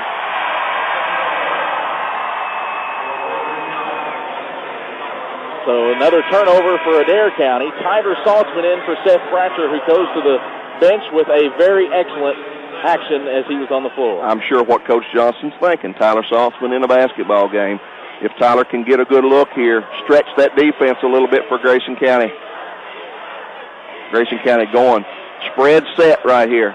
Johnston walks it across. 4:32 to play, first half. Gary on the right wing, back to Travis. Travis goes cross court to Wes Smith, and now to the baseline to Aaron Davini. Davini fires it to the free throw line to Gary, but it's tipped away and stolen by Adair County. Here comes Helm into front court. On the top of the key to Fudge. Left side to Ballou. Down low to Murrell. He's bumped and fouled from behind by Tyler Saltzman, and that's going to be Tyler's second. And the Cougars, of course, playing virtually this entire second quarter without the services of Bennett Skaggs, who's on the bench with 2 fouls. So Saltzman joins him with 2 personals. 5th team foul against Grayson County. Lob to Ballou off the inbounds, misses the shot, and we're going to have another Cougar foul. This one's going to go against Aaron Davini, and that will be his first. That was just a lob set play off the inbounds by Adair County to Ballou, and he was unable to hit the shot, but got the harm by Davini. Free throw by Ballou rolls in. His 4th point. A 76% free throw shooter on the year. 2 of 3 now this afternoon. Second one rolls around the rim and in. 21-12 with 4:10 to play. Johnston walks it up and has his pass stolen. It was going to Saltzman. Fudge gets it, goes under, lays it up, no good. Rebound dunk attempt by Ballou is no good, and Gary fights for the rebound. Hunter with a good play there. Here comes Travis. Travis on the right side to Saltzman. Right corner 3, short, and the long rebound comes out to Helm of Adair County. He's pushing it 1-on-4. Has it knocked away from behind by Davini. Ball in the air. It's claimed by Ballou. He's getting into the front court. Fudge on the right wing. Looking for help as he takes up his dribble. Fudge, nowhere to go with it. Finally gets it to Ballou. Nearly out of bounds. Here's it back to Fudge, and he has the basketball dribbling, and we're going to get a foul away from the basketball. They're going to call Aaron Davini for a bump on Ballou, and that, for Aaron, is his second personal. And that is the 7th against Grayson County, so 1-1 now for Adair County for the rest of the 3:23 of the first half. Dustin Thomas, Lance Buckler check in for Saltzman and Davini. Grayson County kind of buying some time here, Tom, with Bennett on the bench with foul trouble as Ballou misses. Thomas with a rebound. The front end of a 1-1, so the rebound to the Cougars, and here comes Travis Johnston. Johnston walking it across the timeline. Travis goes to the left side to Wes Smith, and now to Gary. In the paint to Dustin Thomas. The right wing to Johnston, a little bit too high. Now Travis drives baseline, stops from 10, good. Travis is on. When he's got looks, he's made them here today. Yeah, sure has. They're doing a good job closing out on him, Tom. But again, smart players make smart moves that time, right by, up and in. 2:45 to play, first half. Fudge on the right wing. Dribbling right in front of us. Looking for help as he picks up his dribble. Now lobs it down low for Miro. Bumped from behind by Lance Buckler. And he is the fourth Grayson County Cougar now with 2 personal fouls in this first half. Well, a little bit Grayson, too aggressive. Yeah, a little bit. I'm not sure that you don't let 50 catch it there and let him do something else as we get a media timeout. 2:38 to play. First half, Grayson County 23, Adair County 12 on the home of Cougar basketball, K105. Tom Fitz and Barry Cannon back with you courtside at Rupp Arena, where the Grayson County Cougars lead the Adair County Indians 23-12 in the opening round of the boys Sweet 16. And very much like Grayson County's third region championship game against Muhlenberg North, they faced some first half foul trouble. Yeah, they sure did, able to overcome it. Right now, Grayson County buying time as you got Skaggs, Buckler, Saltzman, and Davini all with 2 personal fouls here in this first half. I like Grayson County's aggression. Just sometimes you need to know when you when you don't need to show it, Tom, and wide open there in the lane to where they're right in front of the officials, not a good time to be putting your hands in somebody's back. That time we need to let Morrell need to let him catch it there. I think that young man has a tendency to turn strong to the basket, may be able to draw a charging foul. Cougars have played this entire second quarter without Bennett Skaggs, who mentioned does have 2 personal fouls. The free throw line, 1-1 for Adair County. It's going to be Cameron Morrell for the bonus. Morrell on the season, a 64% free throw shooter. And still waiting for some... Well, there's some debate on getting a substitute in the game. They first thought there was an indication he was coming in for the shooter, but he's not. So 1-1, they're going to let him in. It's Sandusky. So Morrell at the line. Grayson County fans coming to their feet. Short, and the rebound up in the air, still up there, and it's finally claimed by Seth Bratcher. So Cougars with an 11-point lead and the basketball. 2:25 to play in the second quarter. Johnston working against a man-to-man defense from Adair County. Johnston way out on top, and now backs it out, looking for what he wants to do. Well, shortening this game a little bit here with the Cougars in foul trouble. Left side, Hunter Gary. Hunter drives baseline, cut off, and now goes to the free throw line. Wes Smith for the jumper. It's short, and the rebound comes down to Morrell of Adair County. Saltzman had his hand on it for a moment, couldn't corral it. Here comes Fudge into front court for the Indians. Fudge, top of the key. Behind the college three-point arc, which has, of course, been moved this season back a foot. Real mismatch underneath here as Hunter Gary has got caught on Darren Ballou. And Ballou comes out to the left side of the circle, catches the pass out behind the three-point arc. Now Helm on the right side. Helm looking, gets this to Sandusky, left side of the circle, and now to Helm on the right wing. Because Ballou at the free throw line. Cutting has it stripped and stolen by Johnston, but they're going to call Travis for the reach-in, and that will be his first. Incredible discrepancy in team fouls we're faced with again as we were in the third region championship. Grayson County 9 up on the board. Adair County only 3. Ballou back to the free throw line for 1-1. Misses another one, and the rebound to Wes Smith. Ballou 3 of 6 from the foul stripe tonight for 50%. He's 76% for the season. And now again, the Cougars spreading the floor here with 1:15 to play. Very well could hold for a final shot here if Adair County does not come out on them. Unless Adair County forces the action, what they'll do, they did a switch here, put Sandusky on Travis. And Travis dribbles it into the paint, dishes it back out to Wes Smith. 1 minute to play. Opening half. Wes crossover to top of the key, now backs it out. Continuing to dribble, and now gets over to Hunter Gary. Gary is going to bring a double team, and now he gets it back over to Wes Smith. Wes, double team, gets it back to Hunter Gary. They're trying to deny Johnston the basketball. Now Travis goes and gets it from Gary. 43 seconds. Johnston has the basketball. Now breaks the 5 count with the dribble. Backs it away. They're going to bring a double on Travis. Gets it over to Hunter Gary, right side. Hunter getting a screen from Johnston. Moves to the center of the floor. Gets it over Wes Smith, left side. Great job by the Cougars here managing the clock. Smith with 22 seconds. Nearly lost it. Picks up his dribble near half court, looking for help, and he's going to call a timeout.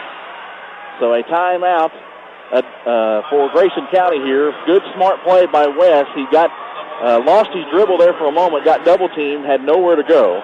And so with 16 and a half seconds to go here in the first half, Grayson County by 11 with the basketball. Well, Adair County did a smart thing that time. They rotated up, and actually when Hunter's man went to trap, they rotated up and picked Hunter up with somebody else. Wes, fortunate to see that, almost an opportunity to throw that ball away, does a very good job of coddling that basketball and getting that timeout called. Grayson County will have the basketball. 16.5 seconds here in the first half. Grayson County up 11, 23-12. That is the first charged timeout of the basketball game for Grayson County. Adair County forced to spend 2 already as the Cougars were streaking earlier. And they lead it by 11 here with 16 and a half seconds to go. Only 12 points for Adair County in this first half. Grayson County, aside from Bennett, with its best offensive team on the floor. Johnston with 10 seconds has the basketball center of the floor out on top. 7 seconds, 6. Travis with a shorter player on him. 4. Travis picks up his dribble, goes to Wes Smith with one. Wes hoists it at the buzzer, and it's off left. No good. So not a good look there at the end, but they shorten the basketball game with foul problems. Halftime score, Grayson County 23, Adair County 12. On the home of Cougar basketball, K105. First, it's Rick and Bubba in the morning. Then 30-minute music marathons all day long on the Twin Lakes Best Mix, K105. Grayson County leads Adair County at the half, 23-12 in the first round of the KHSAA Boys Sweet 16 from Rupp Arena. Tom Vincent and Barry Cannon along with you. First half scoring for Grayson County. 2 share the team high lead. Travis Johnston and Lance Buckler both with 7 points. Seth Bratcher came off the bench with 4 huge baskets, or 4 huge points, I should say. 2 points apiece for Bennett Skaggs and Aaron Davini. Wes Smith scored 1. For Adair County, scored just 12 in the first half, led by their all-state player, Darren Ballou, with 5 points. 2 points for Cameron Morrell, 2 for Nick Fudge, and Corey Helm managed 1 3-point basket, 3. And Barry Cannon, I think you can safely say that you probably could not, except for the foul trouble, draw it up any better for the Grayson County Cougars. Cougars defense holding the Indians 25% shooting there in the first half. Out-rebounding them, getting to more loose balls, creating more havoc. I don't think he could have drew it up any better, but it's only 16 minutes out of a 32-minute game. There's still a lot of basketball left to play. And, of course, the concern coming in for the Cougars was Darren Ballou being able to contain him. They have done so far. He has 5 points, only 1 made field goal. He scored 3 points from the foul line. I think they've done a very good job on Darren Ballou. Coach Johnson said the key to this game was going to be Helm and his ability to get off 3-point shots. Right now, Helm has 1 3-pointer in this contest. Coach Johnson said if he makes 3, we're in trouble. It has been an outstanding, and I think we talked about the Cougars getting off to a great start. They certainly did that here today with Lance Buckler coming out strong early on, and Travis as well. Just amazing how Lance was able to respond early, and Bennett's hustle style, what it did for him early, Tom, and again, being able to fight through that foul trouble there in the first half and end up with a double-digit lead. Our score, Grayson County 23, Adair County 12. As we are on our halftime report here, we're back in a couple of moments. Cougars in the first round of the Boys Sweet 16 from Rupp Arena on the home of Grayson County Cougar basketball, K105. First, it's Rick and Bubba in the morning. Then 30-minute music marathons all day long on the Twin Lakes Best Mix, K105. Back inside Rupp Arena at halftime, where the Cougars lead Adair County 23-12. And courtside, we're with Hope Parnell from the Grayson County Cougar cheerleading squad. You all just got done performing on perhaps the largest stage in the state. How do you feel? Well, it's really fun to be out there and cheering.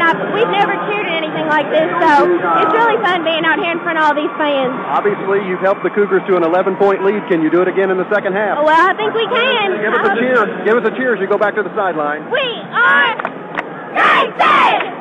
We are Grayson! We'll send it back to you guys. Over to Tom and Barry. All right. Thanks, Mark. You can see the school spirit here this afternoon at Rupp Arena for Grayson County is unmatched, as far as I'm concerned, is the entire part of the arena that's normally called the eruption zone during University of Kentucky games is completely orange today. I tell you what I like is the level of seat hopping that our Cougar fans have been able to enjoy here and figure out. West Jessamine was right beside the Cougar section in the lower arena, and when they left, these Grayson County Cougar fans have managed to fill one end of this stadium, and just absolutely fantastic. Halftime score, Grayson County 23, Adair County 12. We'll come back and dissect what could happen in this second half action when we return on the home of Cougar basketball, K105. The Twin Lakes Best Mix. K105.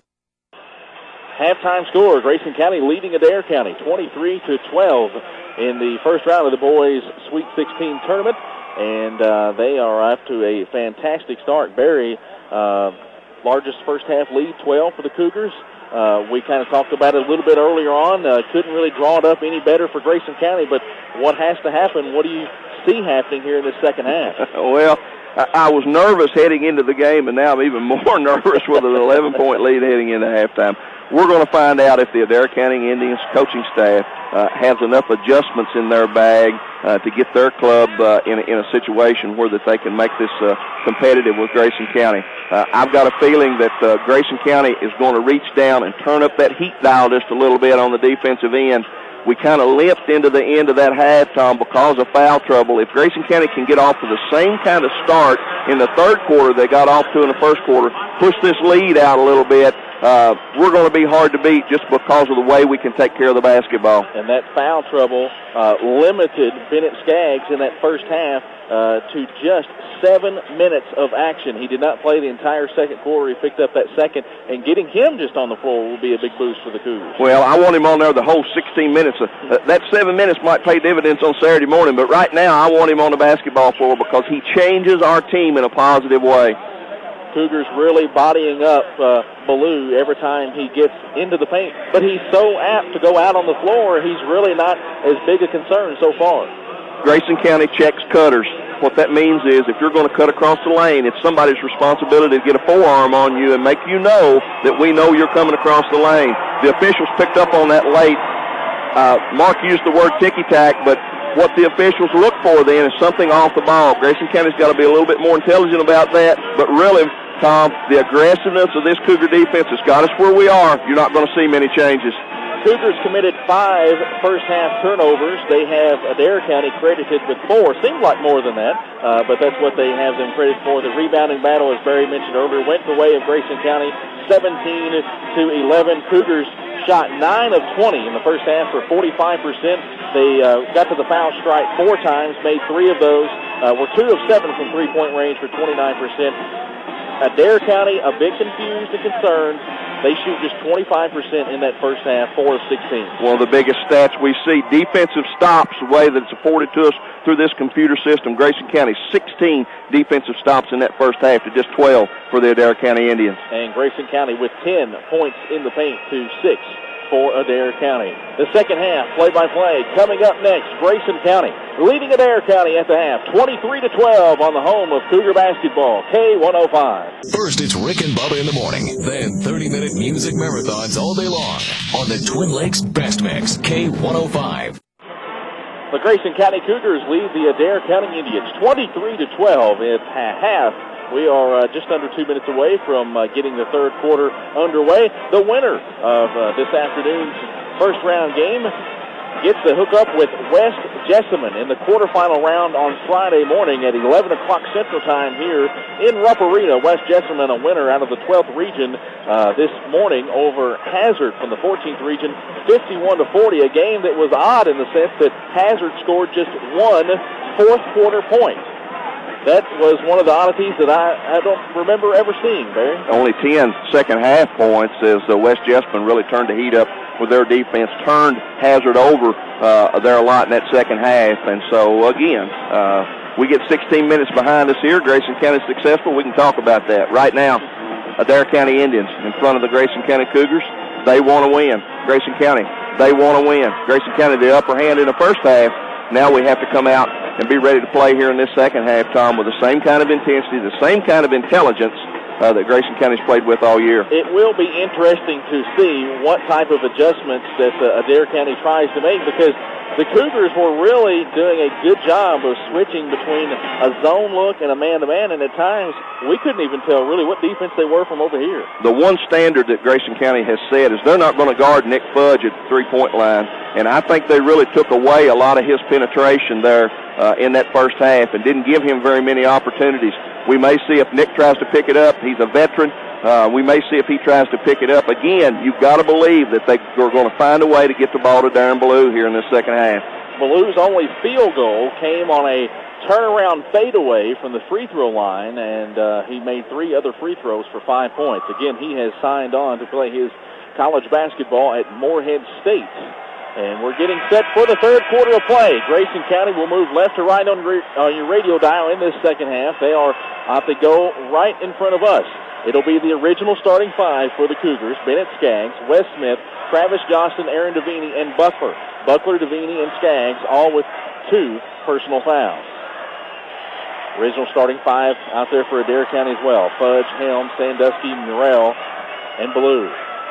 Left side, Bennett Skaggs on the wing. Going top of the key, and Travis Johnston. Right side, Devaney. And now to Wes Smith in the corner. So posting Travis Johnston. Turnaround blocked by Sandusky on the baseline, and here come the Indians. Fudge, right side of the circle. Goes to Sandusky, left wing. And now to Murrell, left corner. To Helm, left wing.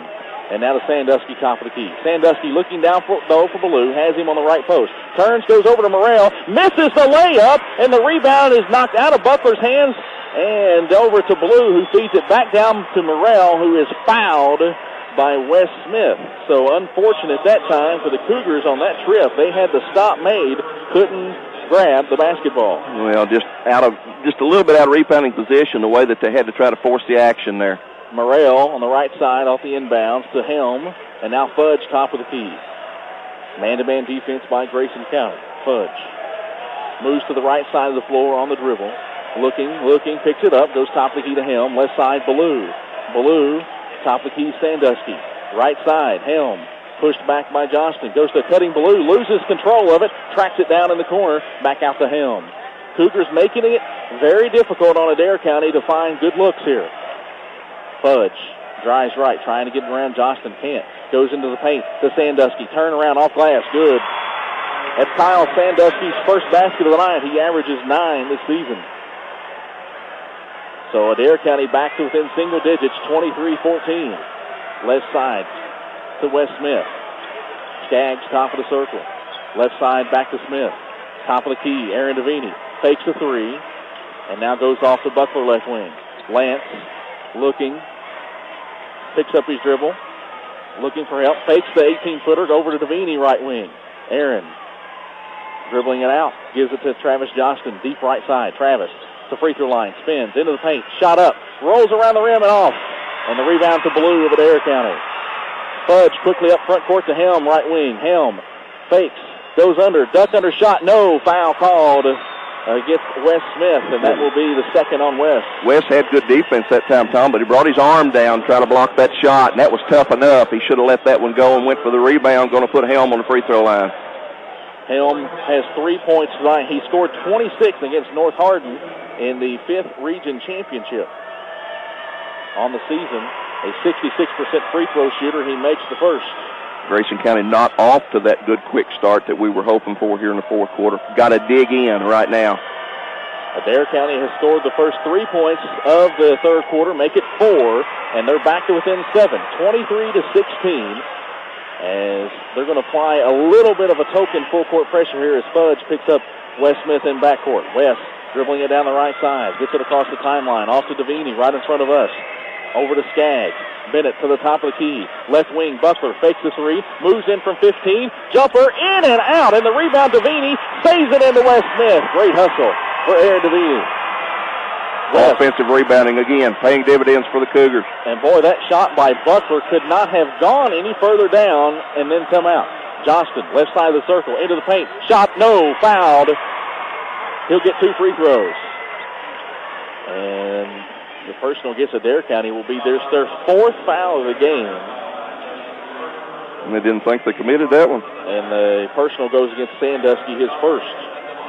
First team foul of the second half against Adair County. Johnston at the free throw line. Rolls the first in. 8 points tonight for Travis Johnston. I should say this afternoon. Well, big shot there just to kind of stop that little Adair County run that they were on, Tom. And this is the type thing Grayson County has to do when they get in these positions. Travis does a good job drawing a foul, does a good job converting both free throws. Grayson County back up 9. Adair County walks it up. Nick Fudge on the right side of the floor. Now moves to the left side. Hands it off to Sandusky. Sandusky dribbles right. Goes over to Fudge in the corner. Fudge dribbles it back out on top. Left side, Helm fakes a three. Moves into the paint. Shot up on the way. It's good. So Helm now with his second field goal. And the Cougars lead back down to 7. Stop and pop three, right wing Johnston. No good. Rebound to Lance Buckler, and he has it knocked away out of bounds by Fudge. It goes back to Grayson County. Boy, again, great ball pursuit that time by Lance Buckler.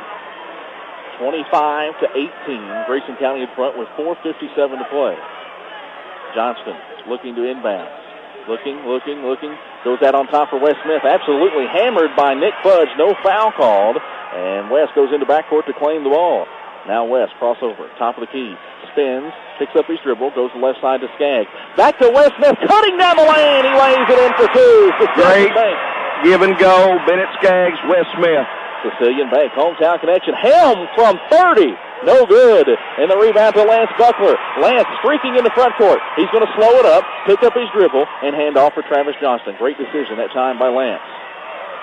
Johnston working the center of the floor. Right side to Bennett Skaggs. Bennett looking, has it poked away. Now picks it up, goes into the paint. Layup, good, and a foul! Bennett Skaggs aggressive to the hole. And he has a chance for an old-fashioned three-point play. Brought to you by Dale Woosley State Farm. Outstanding move. That time Bennett getting ball pressure. He just put his head down and made his way to the basket. Murrell, the personal, his second for Adair County, and Skaggs misses the free throw. Rare for that, but the Cougars are back to an 11-point lead, 29-18. Big answer, Tom, by Grayson County. Absolutely. Fudge on the right side to Murrell.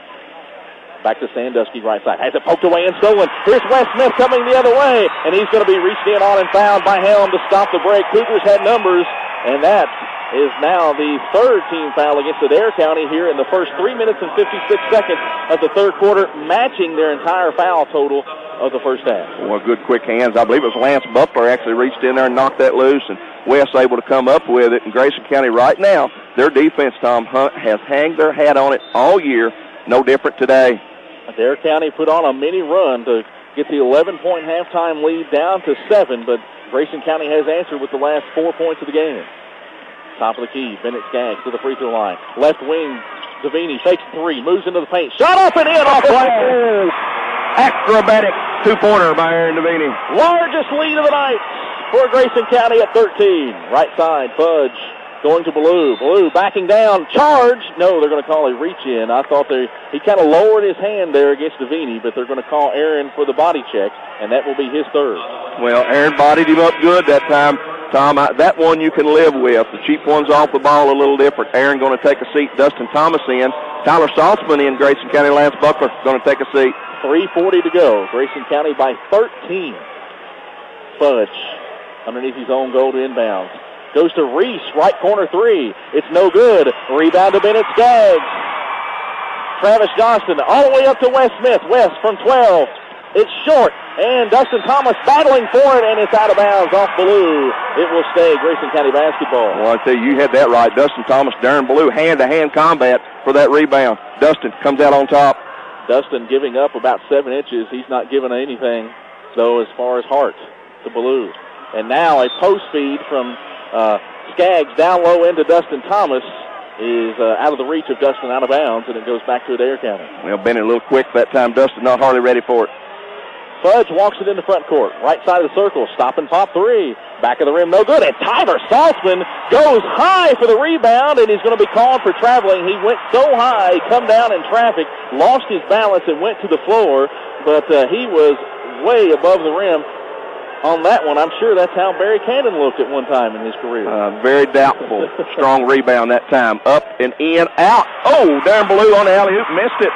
Bennett Skaggs rebound. Second time they've run that play. That one was no good. Left side, Dustin Thomas hands off to Travis Johnston. Travis, top of the key, getting a screen, going to the right side, and now he backs it out.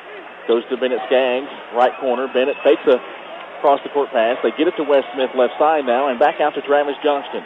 2:50 to play, third quarter. Johnston on the right side, Saltzman. Tyler, top of the key, and Bennett Skaggs. Bennett to the free throw line, picks up his dribble, lob down low to Wes Smith. Wes turns, reverse layup, blocked by Sandusky, jump ball. Good call. Wes had the much smaller Fudge on him, trying to get up to the basketball, but Sandusky came over for the help. Timeout on the floor. 2:42 to play, third quarter. Grayson County leading Adair County 31-18 on the home of Cougar basketball. K105. 2 minutes and 42 seconds to go in the third quarter. Grayson County leading Adair County 31-18 in the first round of the KHSAA Boys Sweet 16. Again, doing a super job of winning the mini battles, Tom. The timeout battles. That time Grayson County really allowed Adair County to cut that thing to 7 at the start of the third quarter, but then what a great response from Grayson County as they now have pushed that 11-point halftime lead back out to 13. So outscoring Adair County there 6 points in the latter half of that first segment. And, Coach Steve Sparks said in his post-game comments after the game with Muhlenberg North in the third region championship is, as a team, you do not want to trail going into the fourth quarter. So the Cougars have to know that Adair County is probably going to throw everything they have at them in this last 2:42 of the third, trying to get this game back within single digits. Adair County's problem's been offensively, Tom, just really, really struggling on the offensive end. And again, Grayson County's defense has a lot to do with that. Adair County 6 of 23 from the field, 1 of 7 from behind the three-point arc. Right side, Sandusky. Adair County with the basketball. Drives on Skaggs, goes up with a shot, wild, off glass and in. Boy, that's 2 of them this half. Sandusky's been able to make from the same spot. Johnston, pressure, going to bring a double team on him in backcourt. He gets it over to Bennett Skaggs. He works it in the front court right side to the right wing, and now he's going to dribble back out near the timeline. The left side to Tyler Saltzman at the free throw line. Picks it up, goes back to Bennett. Bennett all the way down the paint, blocked by Ballou. He came over on the help side, and Adair County controls the board. Fudge on the right wing to Sandusky. Working against Skaggs. Same look, Tom. Going down low for Ballou on the wing. Now Ballou posting on the block, goes around Thomas, lays it in. 31-22, so 4 quick points out of that last timeout in the last 60 seconds for Adair County. They get within single digits. Here's Johnston working it in the front court. Right side, Travis down the paint. Stops from 12. Off glass. It rolls off. Rebound fought for. It's controlled by Wes Smith. Wes back out to Travis Johnston. 1:25 to play. Travis into the paint. Dishes off for Dustin Thomas. Fakes. Goes up and is hammered by Ballou. And that's a good sportsmanship there. It's a hard foul by Ballou, and he patted Dustin on the behind there and said, you okay? Excellent sportsmanship, because him and Dustin tied up on that previous rebound. Looked like Greco-Roman wrestling going on underneath the basket. Ballou's second personal foul. So Dustin Thomas steps to the free throw line for 2 shots. Dustin getting his uniform set here before he fires. Shot on the way. It rolls out. Thomas with one more try here. Offensive boards have just been huge for the Cougars today. Thomas, second one, good. Big free throw right there. 10-point Grayson County lead. 1:20 on the clock, third quarter. Left side, Reese was not ready for it. He looked up just in time to catch the basketball. Now back out to Fudge at the top of the key. Fudge, right side to Sandusky. Zone look this time by Grayson County. Yeah, Grayson County's dropped into a little bit of a zone here, or a box and chaser with Travis trailing helm. Left side, Reese will chuck a 3. It's short. Good box out by Wes Smith. He can't control it. Ball on the floor. It's going to be a jump ball, and will go to Grayson County. Unfortunate there that Wes could not hold on to that basketball, because he did an excellent job boxing out the taller Sandusky. Well, just a great job that time. Wes actually had it. He was so aggressive with the rebound, he knocked it out of his own hands, Tom, with his own aggression, kind of way Tyler did on pursuing that rebound a while ago. Lance Buckler comes back in for Dustin Thomas. 55 seconds to go. That's probably an offensive-defensive substitution. Coach Johnston may try to hold for the final shot of the quarter here. Now Travis Johnston gets it right side to Tyler Saltzman. 3 on the way. It's short. Chased down by Lance Buckler. Top of the key, Johnston. 3 on the way. This one rolls off. It was all around the rim and came off. And the rebound to Ballou of Adair County. Here come the Indians. Right side, Helm. 30 seconds to play. Third quarter to Fudge. 25 This is the seconds. first time that Adair County has an opportunity to take the last shot of a quarter. Left side, Helm with the basketball. Looking to the baseline and Ballou. Ballou cross court to Fudge, right wing. 15 seconds. Baseline, Sandusky takes an open 18-footer and knocks it in. So Grayson County will have the basketball with 7. They need to hurry. Johnston getting in the backcourt with 4. Travis, pressure being applied. 1. Travis at the buzzer. One-handed shot. Short. It was online. It was there, but just a little bit short. Grayson County goes to the fourth quarter with an 8-point lead over Adair County. 32-24 on the home of Cougar basketball. K105. Getting set for the fourth quarter of play at Rupp Arena, where the Grayson County Cougars hold an 8-point advantage over Adair County. 32-24. The Indians in that third quarter, Barry, shaved 3 points off that 11-point Grayson County halftime lead. And actually shaved off 5 points after the media timeout, Tom. So Adair County comes out on top in that short battle, in that short segment. Grayson County now has to go right back on defense as Adair County will get the basketball to start this fourth quarter. 32-24. The Cougars able to evade a lot more of foul trouble there in that third quarter after 4 players picked up 2 in the first half. It's Buckler, Skaggs, Davini, Smith, and Johnston on the floor for Grayson County. Fudge with the basketball to start the fourth. Left side to Sandusky. Sandusky heckled by Buckler. Top of the key to Helm. Johnston quickly out of him. They lob down low for Ballou. It's tipped away by Davini and taken by Johnston. Great post defense by Davini. Outstanding job by Aaron Davini, just using his strength, lower body strength, to keep Ballou from getting to that basketball. Left wing 3, Wes Smith. Perfect! He made a huge one against Muhlenberg North. A monstrous one here, giving Grayson County an 11-point lead. Once more, timeout on the floor, Adair County. That was huge. We'll keep it right here for this timeout. 35-24 Grayson County with 7:28 to play in the fourth quarter. Great answer, Tom. Great answer. And you know who got him the basketball?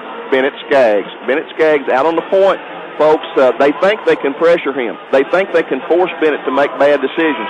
They just don't know Bennett very well. They do not, because this kid has made outstanding play after play yes. after play. That time he doesn't score the point, but he breaks down the defense and gets the open shot, creates the open shot for Wes Smith. And I love how Wes Smith never hesitated. Perfect shot, perfect rotation, nothing but net, baby.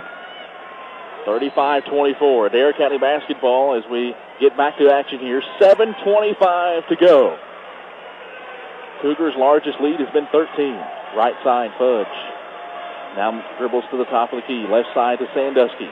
Sandusky looking, goes to Reese on the left corner. Doesn't take the 3. Dribbles, picks it up, and fires it to the top of the key and Fudge. Fudge to the right side and Sandusky. Sandusky picks up his dribble way away from the basket. Well, they're really struggling offensively, Tom. Gets it to Helm. Helm loses it as it goes to Wes Smith. He's fouled by Fudge. Right place, right time that time for Wes Smith. But again, Grayson County's defense making Adair County work so hard offensively to get any kind of looks at the basket. And they're having to start their offense out midway between half court and the free throw line, which that's a way away in college basketball court. Top of the key, Wes Smith. Trying to go down low for Bennett Skaggs, has his pass kicked, and it will stay Grayson County basketball. A basket here would be huge for the Cougars. Little opportunities, Tom, and how you take advantage of them, big deal for the Grayson County Cougars. Buckler, top of the key, left side of the circle now to Davini. Aaron dribbles it out to Bennett Skaggs. And now Travis Johnston out near the timeline. Travis works to the right side, gets it to Davini, and he has it tipped away out of bounds by Ballou. And it will again be Grayson County basketball on the sideline. That time Grayson County running their offense a little bit deep, making that pass longer than it needed to be. Skaggs looking to inbounds. Still looking. Finally throws it in the backcourt, and Travis Johnston. He's hounded by Nick Fudge, Adair County's leading career steals. And now a pass by Johnston to a streaking Bennett. He was too far under the goal from where he thought he was, and he missed the layup. Right side, Ballou. Ballou into the paint. Shot on the way, off glass and in. Let the All-State player get points up for Adair County. Ballou now with 9. Averages 19 a game this season. Wouldn't be surprised to use Coach Johnston get into his timeouts, maybe one of them here just a little bit. Travis Grayson County. Left wing, Wes Smith, another 3. This one's short, rebound to Bennett Skaggs. Top of the key, Johnston, open 3. Back of the rim, no good. Another offensive rebound to Bennett Skaggs.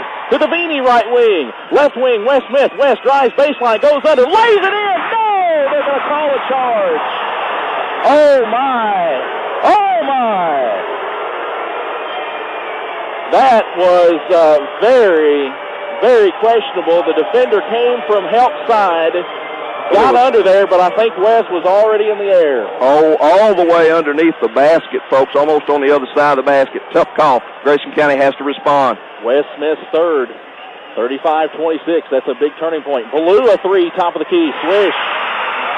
Ballou made 43s during the regular season. That's his first today. Well, he's the best player on the floor. And now a blocking call against Nick Fudge as he tried to step in front of Travis Johnston. And that's his third. And this is as close as Adair County has been in quite some time, 35-29. We're going to get a timeout now. As you mentioned, Coach Johnston maybe taking some of those timeouts. He'll take one here, still has 3 left. We'll keep it right here. 5:25 to play. Grayson County leading Adair County 35-29. Well, tough call, absolutely. But right now, Durham Ballou is playing with a little bit more energy than we have saw earlier in this basketball game. And Grayson County has to find a way to at least make him put the ball on the floor, try to step in, draw some charging fouls, try to get a body on him and make it a little bit more difficult for him, because you can see it right now that Ballou's going to kind of take it on himself to try to bring Adair County back in this basketball game. The other thing Grayson County has to do, and I know it sounds funny, we've got to convert on the offensive end. Opportunities are there. We just got to make it happen. That last foul on Fudge, again, was his third personal, 6th team foul against Adair County. So for the remainder of this game, Grayson County Cougars will be shooting a 1-and-1. Well, and free throw shooting will be huge in this basketball game. And this is where Grayson County's 3 guards, and we've watched them all year, Tom, do such a good job taking care of the basketball. They're going to challenge this Adair County bunch to come and get them at some point in this ball game. I don't know when we'll go to it. I'm going to guess under 3. If we still got a lead, we're going to force them to come and get us.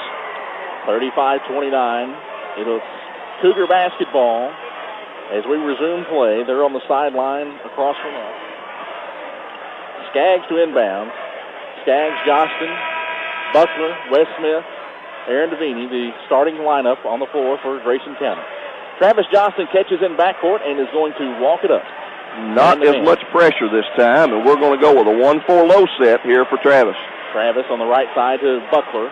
Lance turns and faces. Still looking for it. Still looking. And they're going to call him for a quick 5-second play here as he never took a dribble.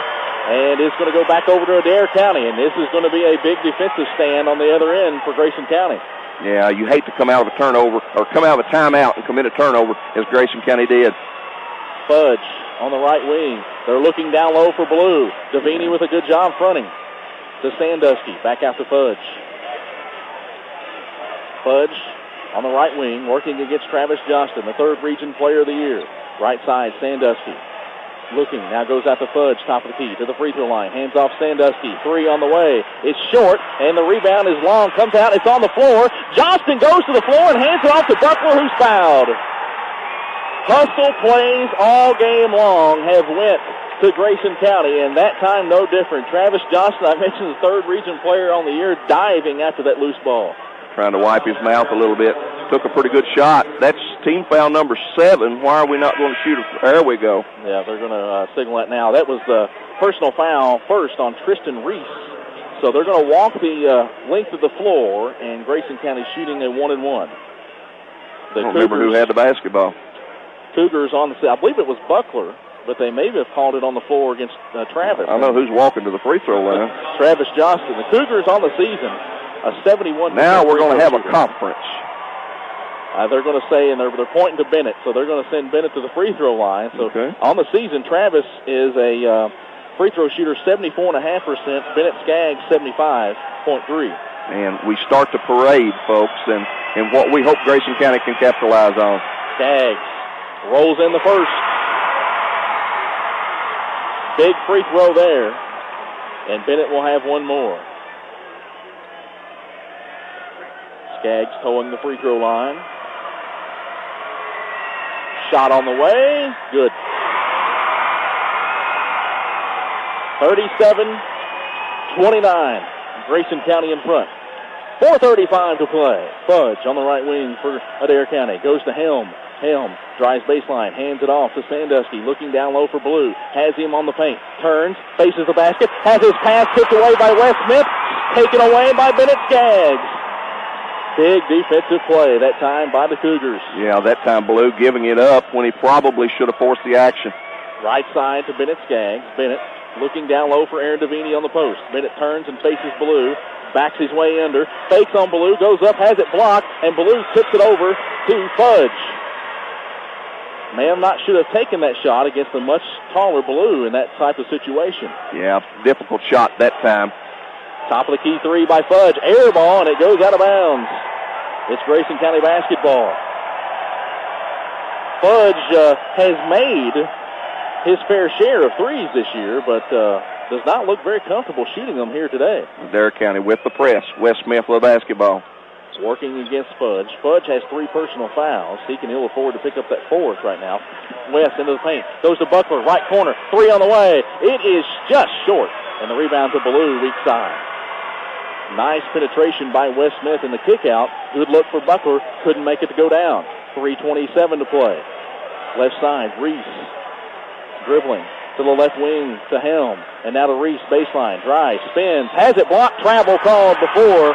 Lance Buckler came over with the help and swatted it out of bounds, but the turnover goes against Adair County on the travel. And again, Adair County picking up with some full-court man-to-man pressure here. Wes Smith in backcourt is going to bring it up. Smith is bumped and fouled by Fudge, and that's number 4 against him. And his father on the sideline, Mark Fudge, yells at him, don't need that far away from the basket. Again, Grayson County's 3 guards, Bennett Skaggs, Wes Smith, Travis Johnston, do such a good job protecting the basketball, Tom. And now they're going to check in Kyle Young for Sandusky.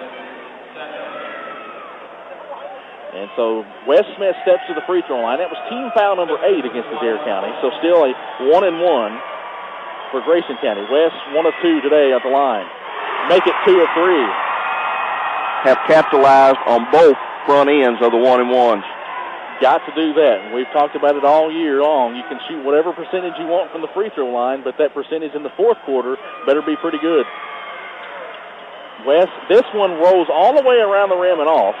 And the rebound to Ballou. Here comes Adair County into front court. Fudge hands off to Helm. Deep on the right wing. He hands off to Ballou. He chucks a 3. It's around the rim and off. Rebound Lance Buckler. Adair County starting to force the issue a little bit, shooting some quick threes. And Grayson County with the basketball, spreading the floor with 2:45 to play. Now Travis goes all the way to the paint. Nobody picks him up. He lays it in. Never stopped the ball. Timeout at Adair County. 2:42 to play. Grayson County 40, Indians 29 on the home of Cougar basketball, K105. Tom Vitson, Barry Cannon back with you from Rupp Arena. First round action of the boys Sweet 16. Grayson County has been here now 3 times. They have never won a game. They're 0-2. They are 2 minutes and 42 seconds away. Still a lot of action to go, but they lead by 11, 40-29 over Adair County. Their game management, Tom, has been something to be amazed at. For basketball purists, who don't necessarily get a big thrill out of dunks and a lot of running up and down the floor. This Grayson County team is a pleasure to watch, and what they have been doing in this basketball game is the thing that we have watched them do for the last half of this season, really, and that is manage the game, keep the game in their favor, manage the lead, score when they have to, get stops when they need to, get steals, do the right kinds of things, make good decisions, which is something that Adair County right now is struggling to do. Getting back to action, they have named Seth Bratcher the Subway sub of the game with 4 points and 4 rebounds. Big points in that first half Seth Bratcher had coming off the bench. Adair County basketball, left side. Sandusky takes the free throw line jumper, and we're going to have a whistle away from the basketball as Sandusky missed the shot. They're going to get Wes Smith right here on Helm. And for Wes, he now is the first Cougar with 4 personal fouls. We're going to have a media timeout. We're going to keep it right here with 2 minutes and 35 seconds to play, and Grayson County leading 40-29. Helm and Smith were chest to chest, Tom, and when Helm went to make that cut, it never fails that the second player doesn't get caught, and that time it was Wes Smith getting his shot in second. He ends up getting up the personal foul. If you'd like to go back and recap and listen to any of the thrilling basketball games by the Grayson County Cougars that Barry and I have had the privilege to call, you can do so, or any of other popular programming for K105, when you go to our new free audio archive online at K105.com. Now you can never say you missed a game or episode. It even includes archives of Twin Lakes Sunrise, the Coach's Corner, and Tradio on-demand K105 programming available right now inside our free audio archive online at K105.com.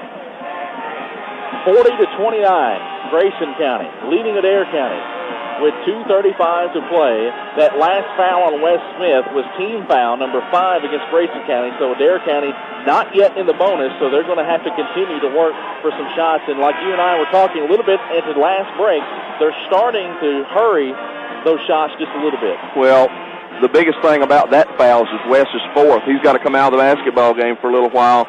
Helm, meanwhile, who's going to pick him up? Who's going to do the deny on Helm right here, because Wes has done a good job taking him out of the basketball game. Hunter Gary in. He got valuable experience when Wes was out with an ankle injury. They get it into Sandusky for a 15-footer off the inbounds. No good. Ball chased for, knocked out of bounds by Adair County. It goes over to the Cougars, and that time it was the hustle of Aaron Davini chasing Reese that forced him to knock it out of bounds. Aaron hesitated just a minute because he had contact with Ballou, but then when he took off after the basketball, that looked like a receiver in football to me as he pursued that basketball and able to get it off the Indian player, and here comes Grayson County. Wes Smith checked back into the lineup, and the pass from Johnston to Skaggs is knocked out of bounds by Fudge. Wes Smith coming back in for offensive purposes. Right, offense-defense substitution here. Wes has to play really smart down the stretch.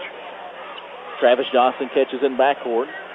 Left side, he passes it over to Wes Smith. Wes across the timeline, dribbles right, gets it over to Bennett Skaggs. Bennett on the right wing, dribbles to out, and hands it back over to Wes.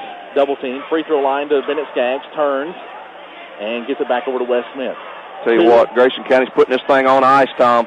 And now a reach-in foul on Helm as Coach Mark Fudge decides that they've got to get the ball out of the hands of Grayson County and maybe force them to miss a free throw. Well, Wes Smith is the guy that they're going to put on the free throw line here. Wes, 2 out of 4 on the day. 19 fouls, so this will be the last 1-and-1 for Grayson County. From this point on, they'll be shooting 2. Free throw. Off the rim, no good. And the rebound to Adair County. Here comes Sandusky racing in the front court right side. Sandusky stops. Has it poked away by Johnston. Saves it into Wes Smith. Smith in the front court. Wes all the way. Reached in and fouled by Ballou. Wow. Wow. What a defensive play by Travis Johnston that time. I'm telling you, Tom, every single hustle stat today has gone Grayson County's way. Rebounding, Cougars winning that battle unofficially 33-22 now. Wes needs to make these free throws. Wes, perfect on the first. 41-29, and free throw here would give Grayson County its largest lead, match its largest lead of the day at 13. Smith, good. And Hunter Gary, again, offensive for defensive. And this time, Gary comes in because he can be a little bit more aggressive. He's not in foul trouble. Smith goes to the bench with 4. And Fudge will walk it up. 42-29, Grayson County. Fudge, left side. Thinks about a 3. Goes off to Reese. Now back to Fudge. He drives into the paint. Fakes. Goes up with a shot over Johnston. Good. Inbounds to Bennett Skaggs. A minute and a half to play. Skaggs working the dribble, and he is going to be fouled on the reach-in again by Adair County. And so Bennett now will go to the free throw line for 2 shots. Double bonus time, as that's the 10th team foul against Adair County. Sandusky, the personal, his second. You know, Fudge did something there, Tom. I've wondered why he hadn't done more in this basketball game. Excellent shooter from about 15 feet, and he's able to get his shot off over Travis, and just haven't seen much of it today as Bennett does not convert the first free throw. Wes Smith back in, and Hunter Gary out. Skaggs, 2 of 4 from the foul line today, has 6 points. 42-31. Cougars led by 11 at the half. That's the margin they lead by right now. Largest lead has been 13. Skaggs' second try, short. And rebound to Aaron Devaney. Devaney going up against Blue, hammered.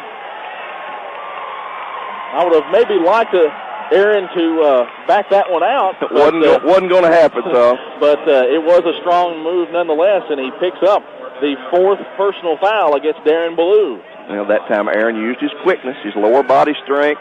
If you stood he and Blue side by side, you'd think there's no way Aaron could win that type of battle. Devaney at the line for 2 shots. First one, good. Devaney's first free throw of the afternoon. Grayson County by 12. And Helm is trying to snowbird in backcourt, and Barry Cannon wisely points that out to the Cougars. Devaney short on the second. And the rebound to Blue. He's going to bring it up himself. He's going to shoot it. That's what he's going to do. Yes, he is. And he shoots it from 35 feet and misses it. Long rebound comes out to Helm. Helm with the basketball right wing. Steps in from 25. Misses. Rebound Buckler. Lance hands it over to Travis Johnston. And for Lance Buckler, that's rebound number 7 today. And now the Grayson County fans can feel it, folks, with a minute to play. Johnston near the timeline. Left side, Wes Smith. They're not going to foul, folks, and now they are. Helm comes out and gives one up to Wes Smith, and emptying his bench is Mark Fudge of Adair County, kind of signaling that this one's over. And I'll tell you what kind of a defensive ball game has Grayson County played today, Tom. 31 points out of this team that averaged almost 70 on the year, Adair County. Scored 82 in the 5th Region Championship against North Hardin. And now Smith misses the first. That is one thing I know Coach Johnston is going to be taken out of this one for Friday's game, because it's hit those free throws. And listen to this Grayson County crowd as Todd Johnston empties his bench. These Cougars have been tough-minded all year long, playing a team that was experienced in the state tournament, and they have come out here today and really hit them in the mouth. Smith makes the second. Grayson County equals its largest lead of 13 with 48 seconds to go. Are you starting to feel a little bit, Barry? There's still 48 seconds. Y'all quit now. There's still 48 seconds on the clock. Tyler Mullins picking up at the half-court stripe. Adair County with the basketball down low, and a bucket for John Hansel. And now Dylan Vaught is going to bring it into front court for Grayson County, leading by 11. Left side, Mullins. He's bumped and fouled by Hansel. So Tyler Mullins is going to get the step to the free throw line and a chance to score in the state tournament. Do you think that young man maybe thought about that at all this morning? I would doubt it as he was eating his curds and whey this morning that that young man thought, but I know I'm happy for him. Free throw. It rolls off. He did hit the rim, though. That's a start. Yep. Come on, Tyler. And Evan Donald is going to get into action. Daniel Buckles also out there with Ryan Grubbs and Brent Basham.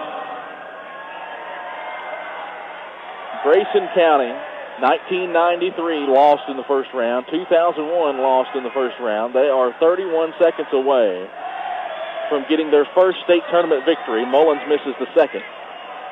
I tell you what, Grayson County players, the standard players are looking around now, enjoying this Cougar crowd as it sings sayonara to Adair County Indians. Adair County Hansel with the basketball, right side, spinning, goes to the baseline, wild left-handed shot all around the rim and out, and the rebound claimed to Britt Basham with 10 seconds. Donald brings it in the front court, and he's fouled.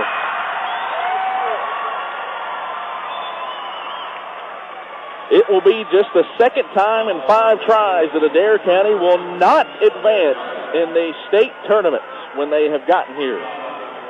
For the first time, Grayson County makes it to the final 8 of the state. Donald, free throw, short. Oh, bless their hearts. That is a difficult task to be able to shoot that free throw. 7.9 seconds on the clock. Grayson County up 11. Young people getting an opportunity here on this Rupp Arena floor. You know, you look down the center court, folks, and it says UK on it. What does it mean to these young people to get this opportunity? Well, so many great opportunities. And Donald makes the second. And nobody happier than that group of starting 5. Don't foul and don't take it out of bounds, and let's go to the room, baby. Final shot by Adair County. No good!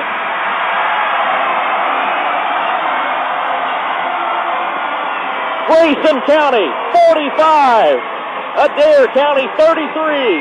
And for the first time ever, Grayson County moves on to the Elite 8 of the Sweet 16. Now 26-6 on the season. Lots to get you up to date on as we move along in our broadcast. We will chat with Coach Todd Johnston. Again, Grayson County 45, Adair County 33 on the home of Cougar basketball, K105. Welcome back to a Grayson County celebratory Rupp Arena. For the first time in history, folks, Grayson County moves on to the round of 8 in the KHSAA Boys Sweet 16 with a 45-33 victory over 5th Region champion Adair County. Grayson County now 26-6 on the season, leading the way today in scoring. It was a balanced attack. Travis Johnston with 11, 10 points for Wes Smith, 7 points for Lance Buckler, 6 for Bennett Skaggs, 5 for Aaron Devini. Seth Bratcher scored 4. Dustin Thomas and Evan Donald both with a free throw apiece. And that makes up Grayson County's score today of 45 points to Adair County's 3. They were led in scoring by Darren Blue's 12 points. Corey Helm, who scored 26 in the 5th Region Championship, held in check today by Grayson County with 7. Nick Budge, their 3rd leading scorer, had 4, 6 points for Kyle Sandusky, 2 points apiece for Murrell and Hansel. And Grayson County, Barry Cannon, is moving on to Friday morning. I tell you what, this Grayson County defense, if you start to pull the numbers and look at what they've done, Adair County shoots 33% overall for this basketball game, and they only get up 36 field goal attempts, or 38 field goal attempts, only make 13 of them. Just an absolutely fantastic job of the Grayson County defense. Cougars' next opponent will be West Jessamine. West Jessamine is the 12th region champion. They knocked off Hazard earlier today, 51-40. That game will be Friday at 11 o'clock Central Time. You can hear all the action right here on K105. We'll begin with our locker room show at about 10:30 in the morning. So for those of you who have had the opportunity to listen at work today, we hope that you are able to join us in Rupp Arena. But if not, I think that bosses throughout Grayson County may let you listen to the basketball game on Friday morning, and we'll certainly be glad to have you with us. We have got, of course, a lot to talk about here today. Before we leave you, we are going to await Todd Johnston and get his thoughts.